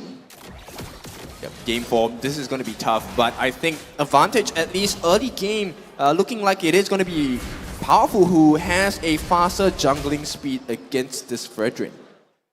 Of course, when we are looking at lane-to-lane matchup, you're gonna have to say that the Teresa and the Yuzhong is pretty much neck and neck. They are gonna go against one another pretty well. In the meantime, in the lane, Flicker by JS, not going to be able to get him out in time. Lawsy secures that first blood, so already Flash with a dominating start to the game. Interesting though, during the emblem shows, do you know that they took firmness on Hades, but Powerful actually went instead for vitality. So Hades wants a bit more defensive points, and Powerful wants more life. we do need a little bit more time to really understand how do Team Flash wants to play out this game. They are very much in your face kind of composition. They've decided to pick up a Claude in the final pick so that they actually hide their win condition until the later stages of the game. We've definitely seen Hades playing onto this Fredrin time and time again before, but with the Valier on the opposite side, it actually puts a lot of stress and a lot of pressure over to the side of Team Flash. They might find Coconut Lawsy. The knockup is enough. Vanix takes him down. A little bit more poke onto Carrot here to force him back. And that's a great pickup there. Forcing, Coconut to back and also putting him down. You know that Coconut without that farm is always going to be behind, not being able to assist his team. Flash off of that pickup, going to have the advantageous positioning over this turtle. Powerful being zoned out. Yeah, Lawsy's just everywhere across the map. That's what he does with the Cho, right? Not only create vision for the team, but also pick up if he needs to. Powerful with the heavy spin, pins Hades down, but somehow this man with the retribution still secures that turtle. How did he do it? That heavy spin was meant to just stop him in his tracks. We are talking about Hades after all. Grand Theft Turtle. And I really thought that when they have a hero such as Fredrin just running right in, it's very difficult for them to go for steals, but hey, I am very much wrong. Ballsy again, rotating to the bottom, ensuring that Vanix is safe and sound, forcing Evil to back here with a potential gank onto him. Right now, Flash has close to 1,000 gold in lead. This Valier, JS not exactly doing too well, but it's all because of this Lawsy Cho. We all know that Lawsy plays extremely well with this Cho, and like I said, it feels like he has multiple images across the map. He's at the top, he's at the bottom, and somehow he always manages to crack open this Coconut gold laner. Right now, though, they're sending 4 members down to pressure Coconut into the tower as well. So even Vanix into the tower. So even though they try to put Coconut down, I think Evil is returning the favor. Very similar kind of playstyles from both sides. They generally would always want to put themselves on the lead when it comes down to the jungle control as well as the river control. These members of the side of Evil, they are extremely good when it comes down to playing in tight spots. Well, it's actually a little bit tougher for Team Flash to play all of that. They do want to make things as open as possible. So for Team Flash, it is ultimately very, very important for them to actually take control of the river, while Evil wants to take control of the jungle. As long as there's a lot of walls around, it's very effective for Powerful. As long as everyone is close together, JS will be able to sweep everyone in one fell swoop. While for the side of Team Flash, they want more space for Claude to run around. They want more space for this Cho to be able to weave in and get a good Jacundo plus the Way of the Dragon in. Yeah, we haven't really seen their interaction with JS and Lawsy as well yet, right? So the Searing Torrent to push everyone away, with the passive on JS, that Ashing gonna do a lot of damage as well. More importantly, is the stun coming down. Oh, Also Hades again with the escapes heavy it. spin as well as the Black Dragon from bottom side. Coconut gets taken out, but they're fighting for the turtle here, and Powerful is the one to snatch it away from the hands of Flash this time. Twist goes in the backline, knocks up Jay. The damage laid on him to seal the deal, and now Adamir is in trouble, gets put in a coffin. It's 2 for Evil. Massive kill pressure coming from the side of Yuzhong now, and this is the kind of thing that you would definitely want to see from the side of Evil. Now, with Powerful and Twist putting quite a lot of pressure on top of Hades, they would love to be able to bring him down, but unfortunately would not be able to do so. I mean, that was what I was counting on. I was about to say Evil need to get many kills after taking this lot, and that's exactly what they did. So Evil playing to their strengths, which is team fight, the magical formula of fighting every single time and coming out with your opponents pummeled to the ground. We do have the Ice Queen's wand that has already been picked up from the hands of JS, which would explain the massive amount of movement speed slow onto the side of Lothi in the middle lane. Aside from all of that, the Yuzhong has been working on a lot of that damage potentials, right? We're looking at the Fury Hammer and slowly working its way onto the next item build-up. Well, of course, when we are looking at the side of Coconut, he currently already have the Heart's Claws, while on his counterpart for Lord Vanix, he does have the Demon Hunter Sword and slowly working his way over to the next. Right now they're brawling it out in the mid lane. You can see this is really a nail-biting game, right? 6 minutes into the game, and they're neck and neck in terms of kills, in terms of gold. We don't see the same lead that either of these teams had compared to the previous game. So at this point, I mean, you might be right. It's still anyone's game. We could see Evil with a comeback here. Lolzy in that mid lane though. He actually used the Way of the Dragon a little bit too early there. I'm not sure if that's the correct call because Toto's coming out in the next 2 seconds. That is something that I really don't understand about the Way of the Dragon, but perhaps we'll be able to see a little bit more eventually. But in the meantime, bottom. Yeah, all the way in. Karen knocking up Lolzy here. They do manage to take him down, so that's an advantage for them in terms of contesting this objective. Has been reset though. Hades in the brushes. You just don't know with this guy whether he's gonna come in and steal that away. Not to mention with the Fredrin, he does have the Appraiser's Wrath as well. Karen spots that out, throws him back. The damage comes through. Heavy spin pins him to the wall as well. He is not able to do that because he is in a coffin. Sent back to the base, but Adamir comes in the backline with the penalty zone. Double kill as well. JS in some trouble. Will back out, and he is safe for now. But my goodness, that counterplay coming from Flash. Yeah, I mean, very good presence of mind by Powerful to just get the retreat right before he died. He knew he was going to die anyway, but he kept his composure. You want to defend the bottom as much as possible. Lolzy. Petrify onto him, the throwback as well. Twist, trying to get him there. Carrot goes down. Vanix takes credit for it, and they're happy with that. They're gonna back out of this.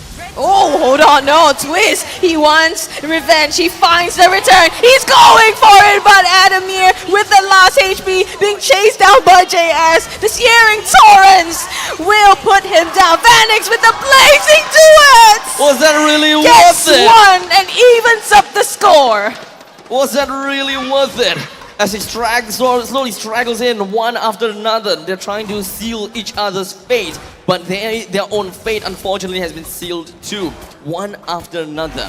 We'll look at it in a bigger picture. We are currently 7-8, 8 minutes and 30 seconds into the game with Flash at 300 gold lead, which isn't much at all. But how about standing objectives? For Team Flash, we've got 2 of the turrets that's already been taken down, with only 1 turret left in the middle. Eventually, Team Flash might be able to get a little bit more of that suffocation over to the side of Evil, though.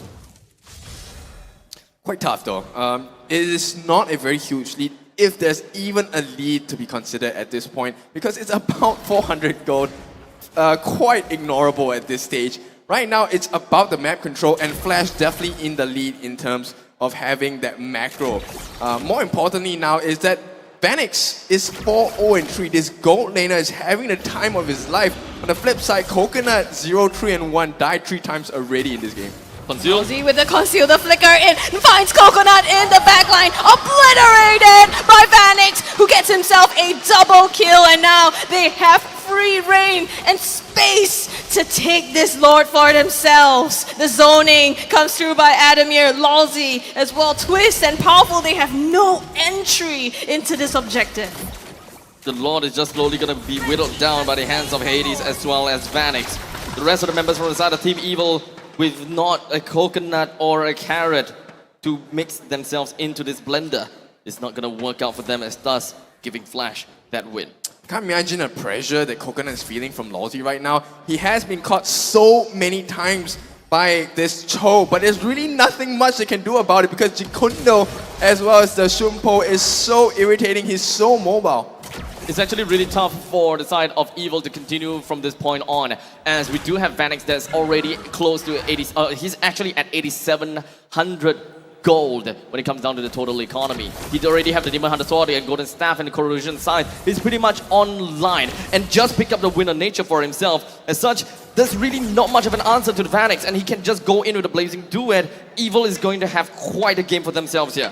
And if we're talking about disruption, Jay definitely doing a better job at disruption compared to what JS can offer at this point, because there's a level advantage and there's an itemization advantage as well for this mid laner on the side of Team Flash.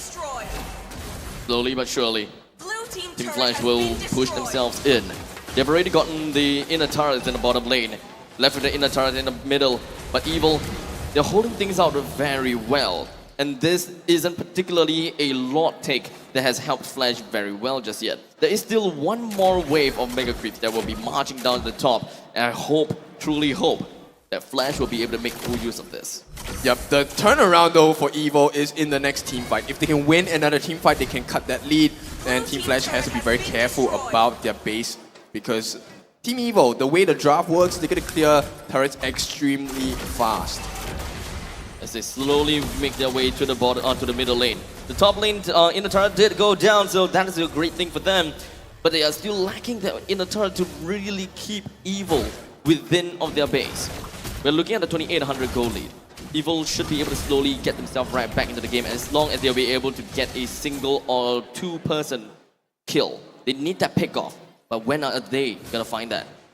Well, the fact that Adamir expanded his flicker at this point is a good sign. It could be a point they can take, right? It's about 100 seconds before Adamir has that flicker, which means that the offensive nature and defensive natures are a little bit dulled on the side of Adamir. No penalty zone that could change the whole team fight against Evil.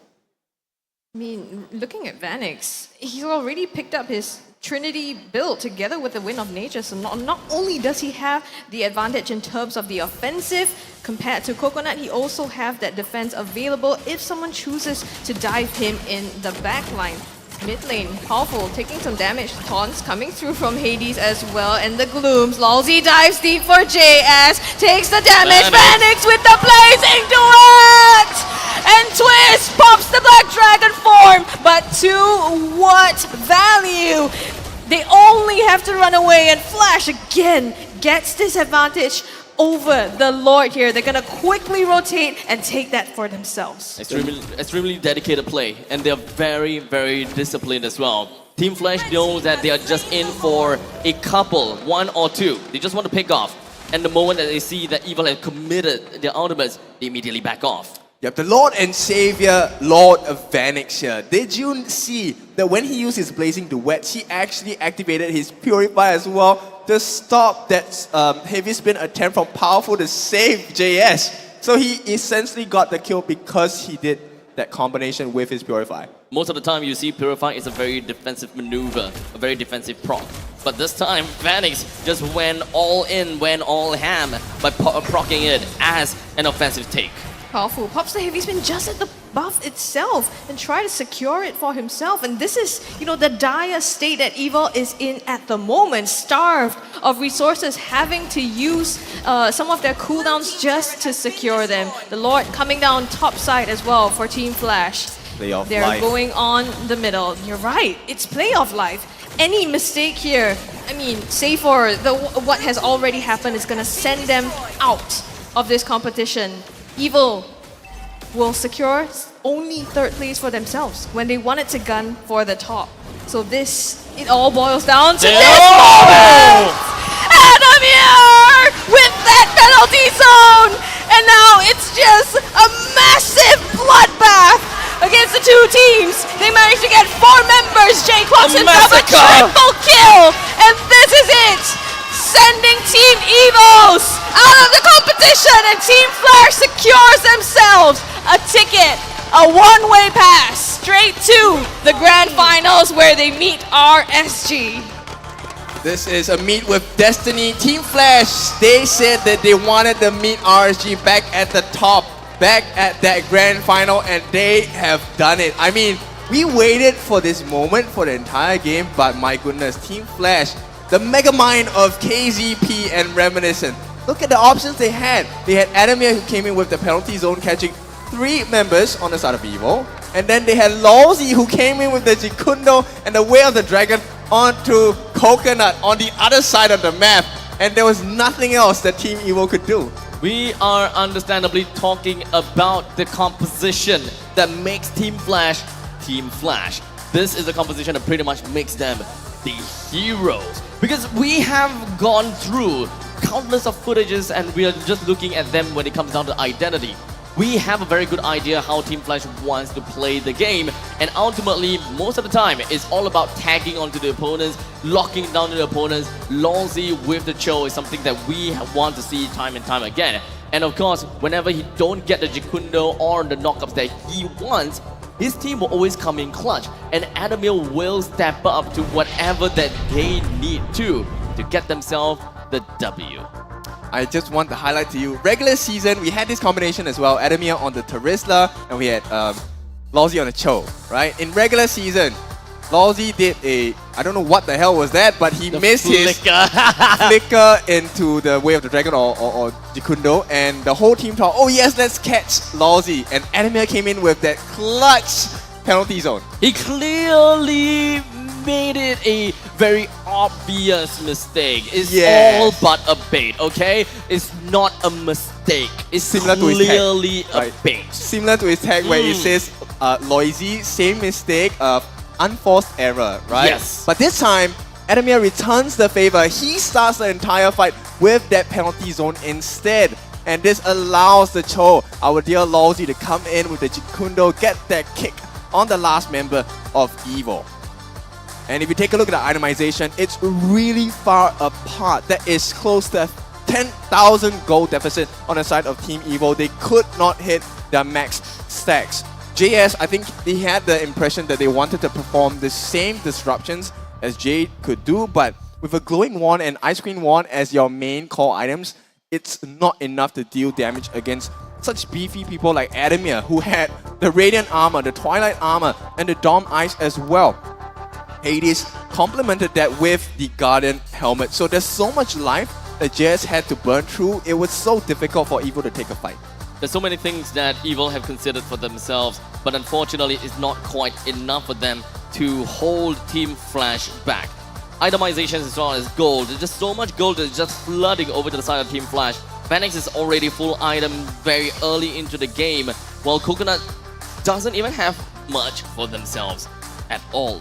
It is all but a pity. Coconut didn't have got the gold that they want. They didn't have the Rafaela that they want, or to even find a way to get themselves out of team fights. Although I'm gonna have to say that the Valir is the one that they are hoping to help them disengage from Team Flash. It's not quite enough because they don't have the damage that a mage or a mid player usually brings to the team. Yep, he did not have enough survivability, even with the Vengeance Flames itself, which is his ultimate.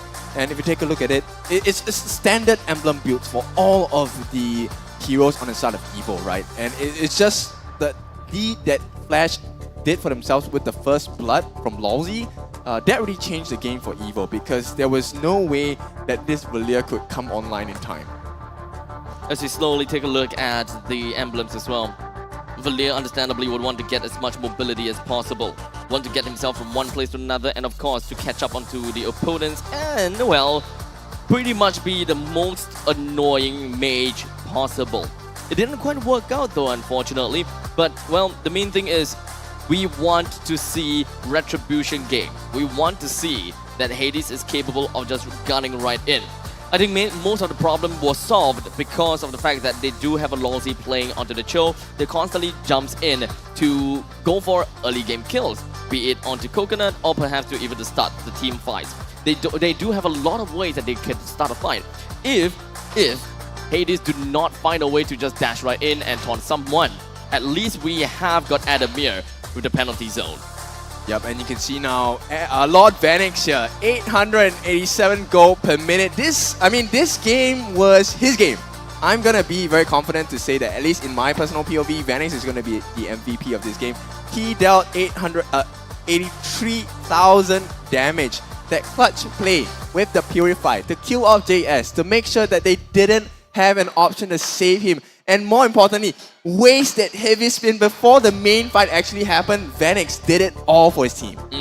The fact that Team Flash pretty much picked up 3 of those headfront heroes pretty much forced Evil to thinking that, you know what, Valia is gonna be a good pick here. But because they picked up a Valia, it's actually very simple for Team Flash to work according to their win condition. And that is going to be the Claude. Completely, there's no answer to this Claude as he rains absolute pandemonium over to the back lines. As such, I gotta have to say, Vanix is just doing his job. And he did it marvelously because of the amount of space that the rest of the team created. So now the question is, who's the MVP? Yeah, I mean, it's the entire team, right? Vanix, he has played spectacularly, but also, you just can't tell. Adamir, Lawsy with the setups for the team as well. It's gonna be Lord Vanix himself on this clock. 7-0-7, untouched with a GPM of 887. Wow, such auspicious numbers and a kill participation of 87% as well.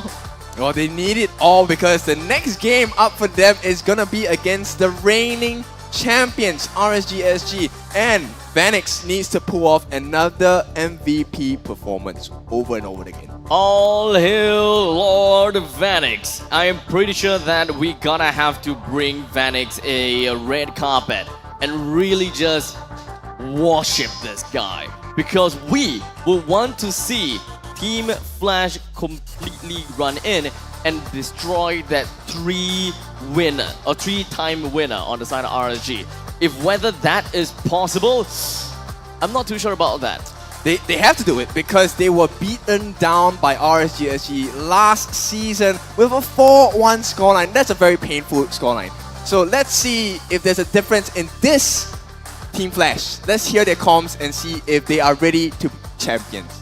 Yeah, that's important, right? We want to know how their spirits are now and if they are prepared for the next game. But let's take a look at what communications went down behind the scenes for this match. Miss Naughty.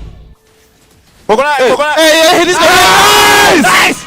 Nice, Hades. Come guys, we can guys. Me no flicker. Nice. Get out, Hades. Okay, guys. Hey guys. No. I got vengeance. Kill me. Nice. Yeah, guys, spin. Alert. Yeah. Back. Venix. Come here. I can't help, guys. I can't help. Okay. He's a flicker. Help Venix. Hey, Pakilo. Hades, you see them? Nice. Hey, no, help Hades, guys. He's no flicker. Nice. Nice, bro. Hey, guys, we can end. On this side. Hey, twist it. End. I think it out. Nice. Powerful. You got him. Hey, careful. The rookie. No, just take the tower, guys. Serious. Just take the tower. Look at me. Nice, Adam. Nice. Hey, help me, guys. Help me.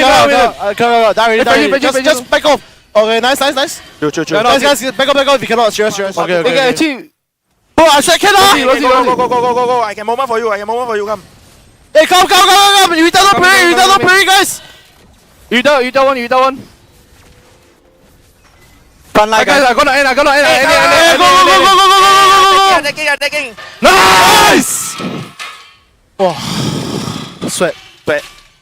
Eddie. Flicker. Hey, I can't. I'm out there. Come. Guys, I'm with the dragon. Coconut, guys. Guys, look at me, guys. Phoenix! Guys, I'm with the dragon. Go. Yeah, I'm here.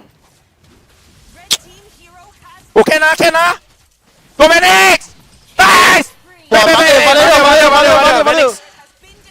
I'm dead, bro. I got bottom, guys. Nice, Phoenix!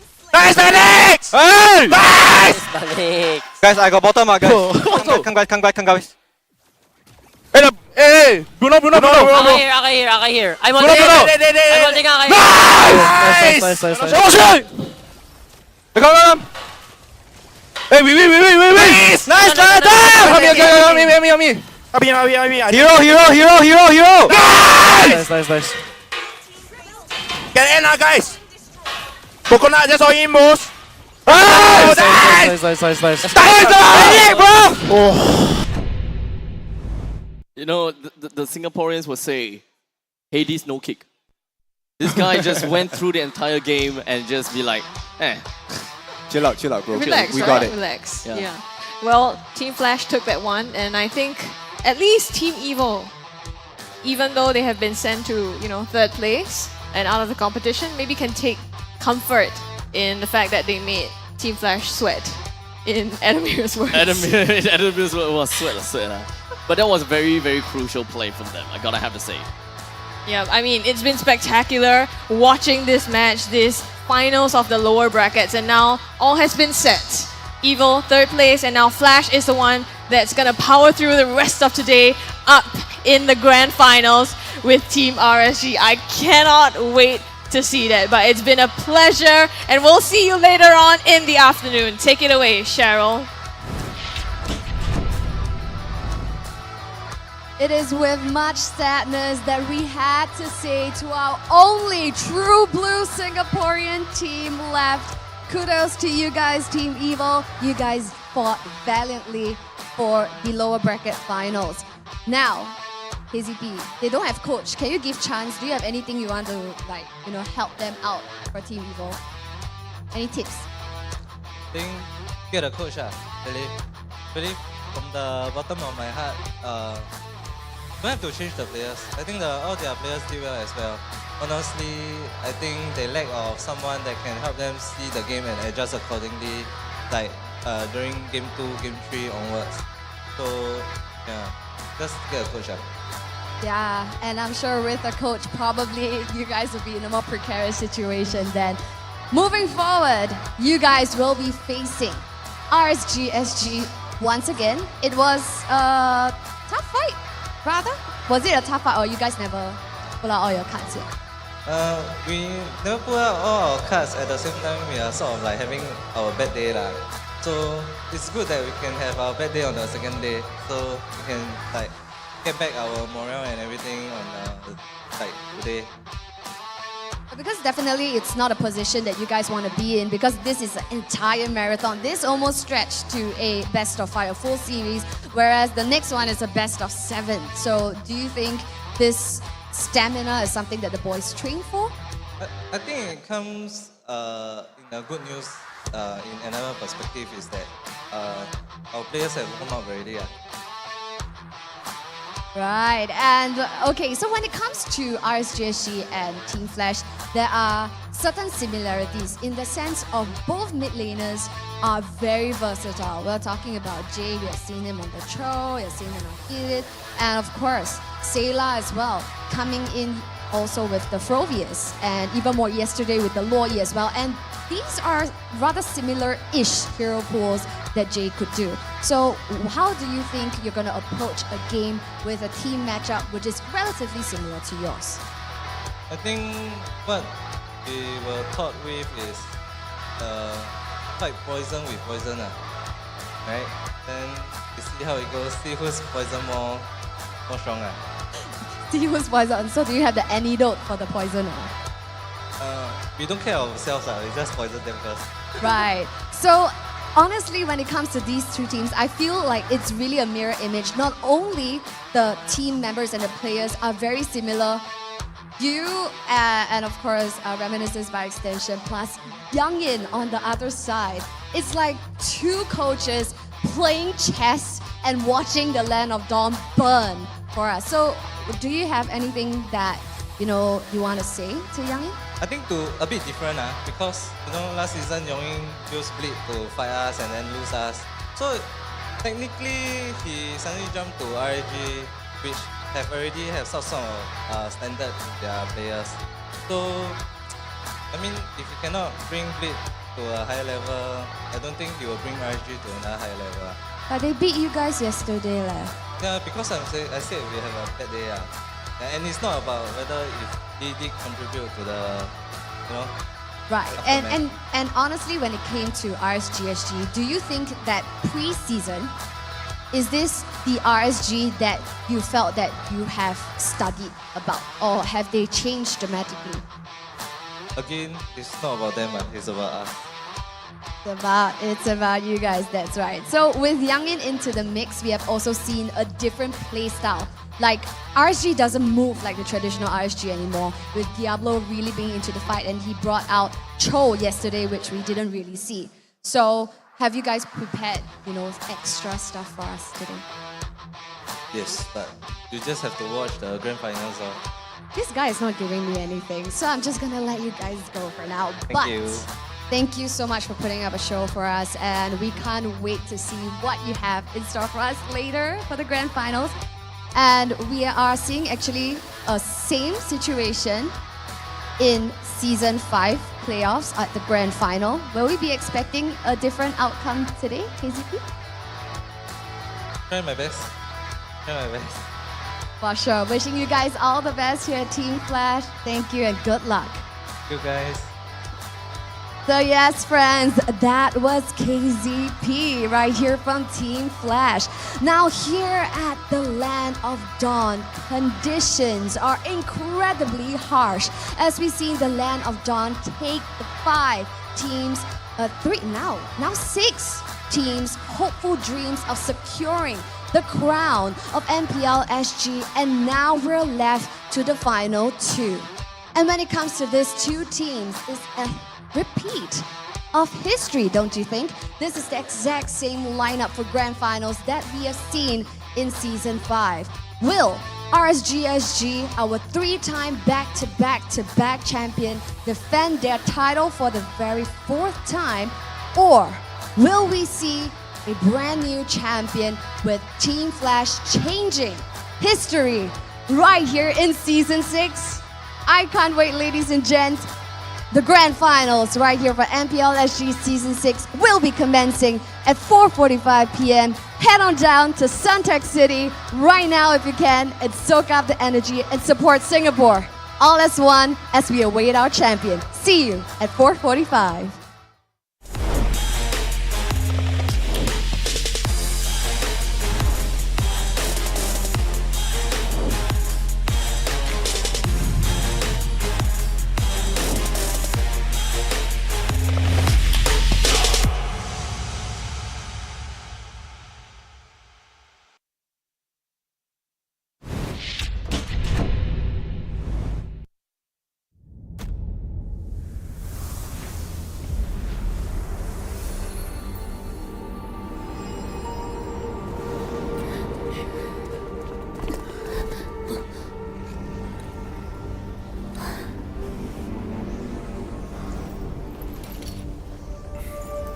Don't do it! The gateway will devour everything!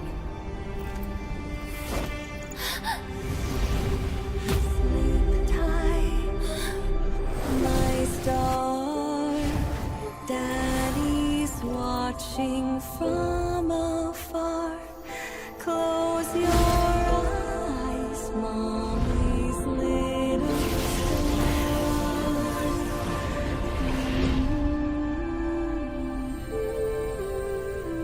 When I learned that our reality was on the brink of annihilation, the multiverse, implanted with fragments of my soul, became the last hope.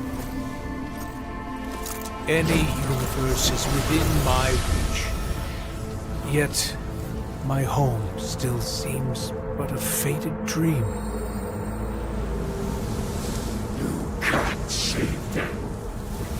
All life will perish before the calamity.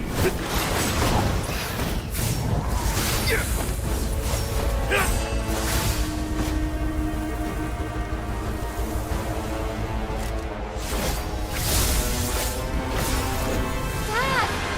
Is that you? All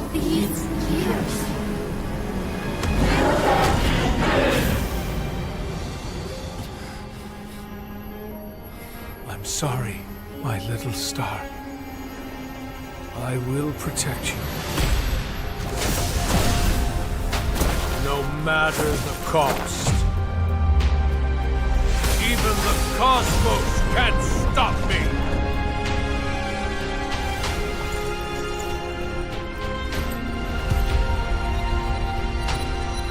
Layla. My baby girl.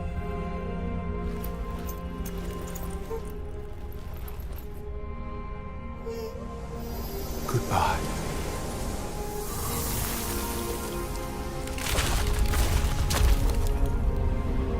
The calamity ends with me. Into oblivion.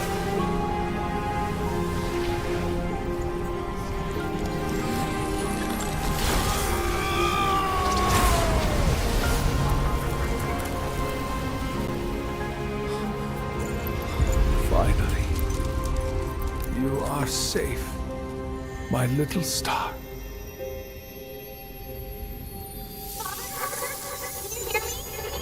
It's Layla!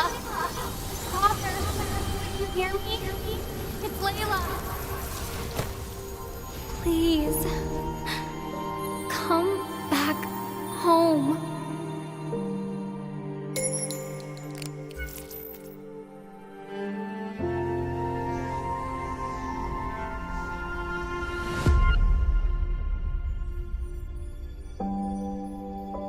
My journey is taking me home. For you are the home where I belong.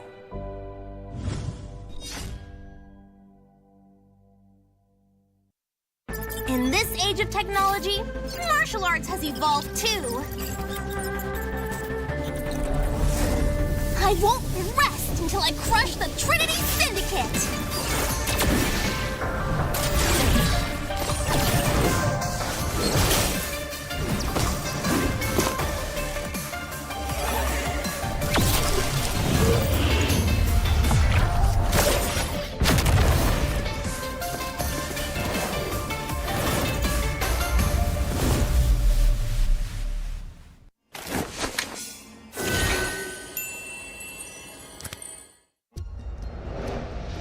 I am Optimus Prime. No one can outrun Bumblebee!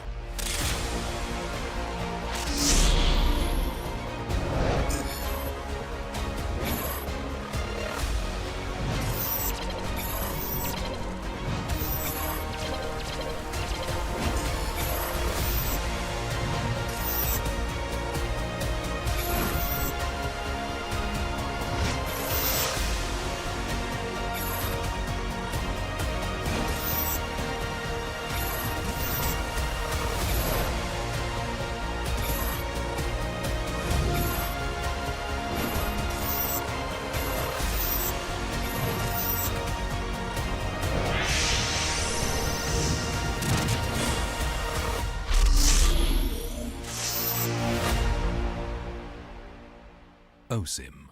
A crispier chicken McCrispy? So much crispier. Mmm. Bite into an even crispier crunch with the improved Chicken McCrispy. Now, wouldn't that be nice?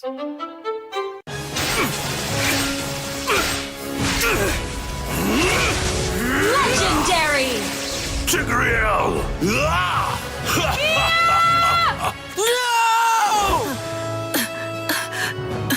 Tigreal, you are our only hope. We're not going to lose. Not today!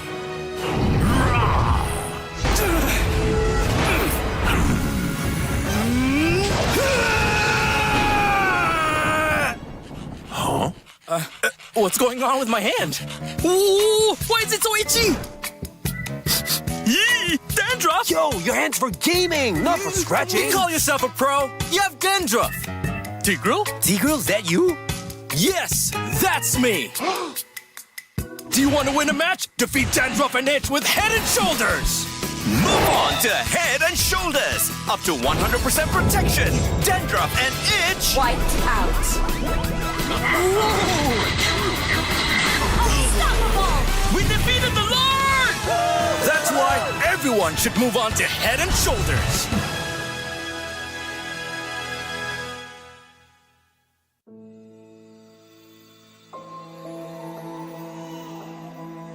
It's all right, my little star. Look, Daddy's over there.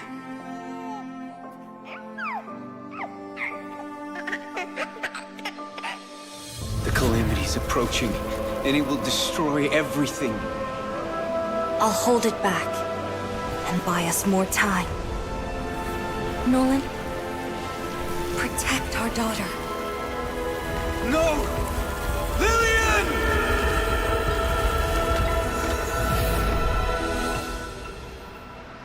In 16 years, the calamity will return.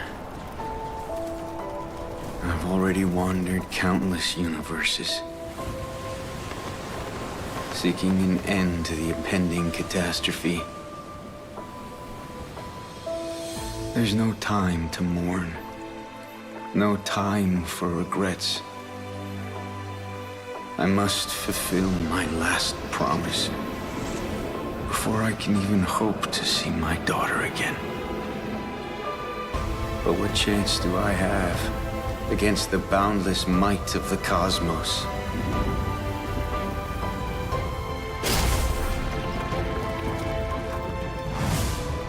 I'm sorry, my little star. I might not be able to return home anymore.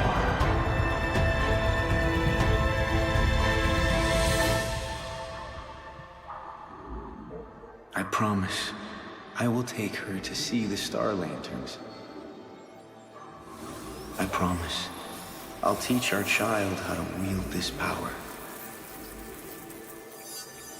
I promise I will sacrifice everything to protect her. I promise I will sacrifice everything to protect our daughter.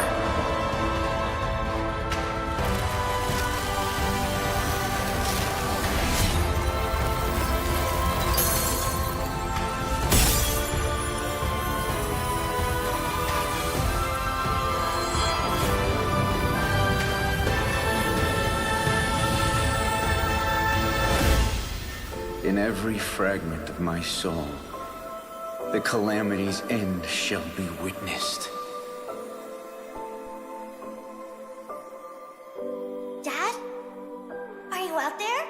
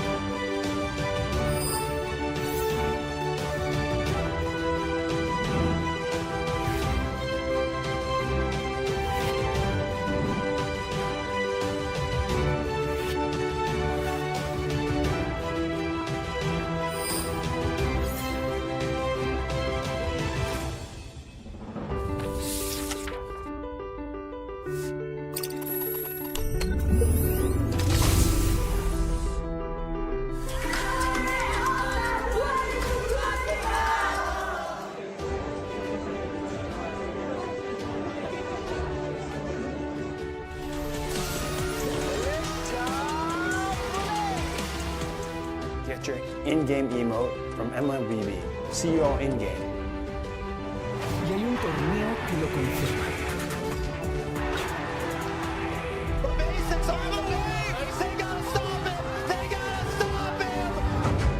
Blacklist kadrosu Incendio'ya karşı oynuyor olacak. Bu heyecanı şu anda yaşıyorlar. Blacklist ciddi ekiplerden.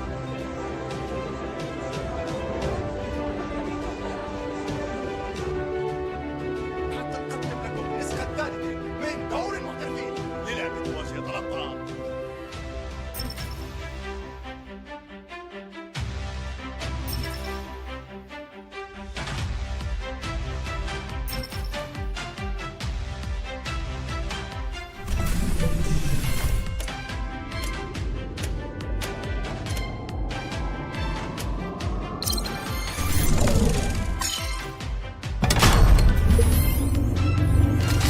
Ulang tahun buat Mobile Legends Bang Bang ke-7 Happy Anniversary. untuk MLBB Mobile Legends. Selamat ulang tahun yang ke-7 MLBB.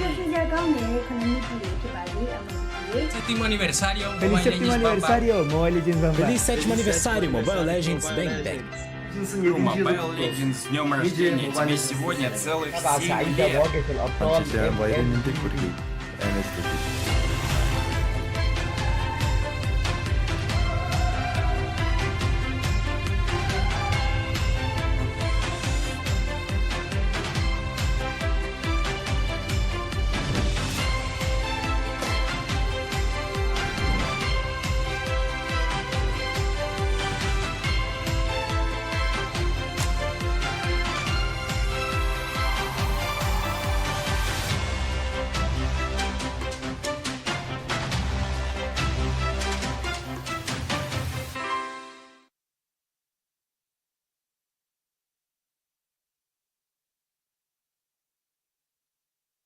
My name is Dewi. I'm currently the main roamer for Homeboys SG. Hi, I'm Naufal, also known as Icon from Alchemy SG. I play as the jungler for the team.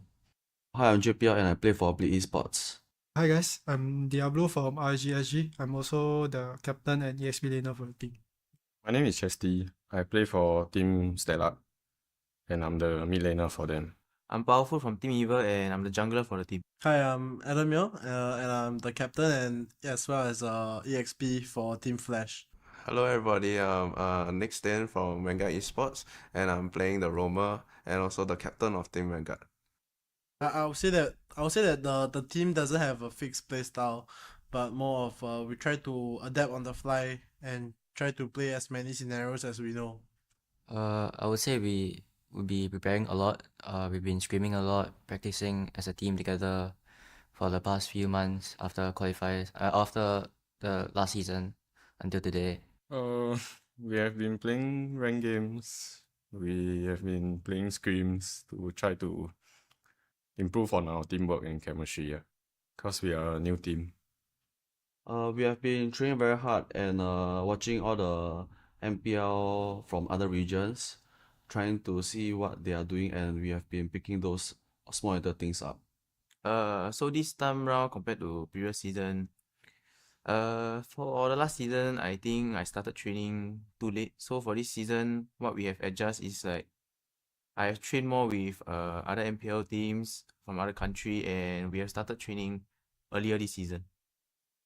Okay, maybe quite a lot have changed. The emblems now we get to choose 3 different emblems. Yeah, and most of the emblems got nerfed.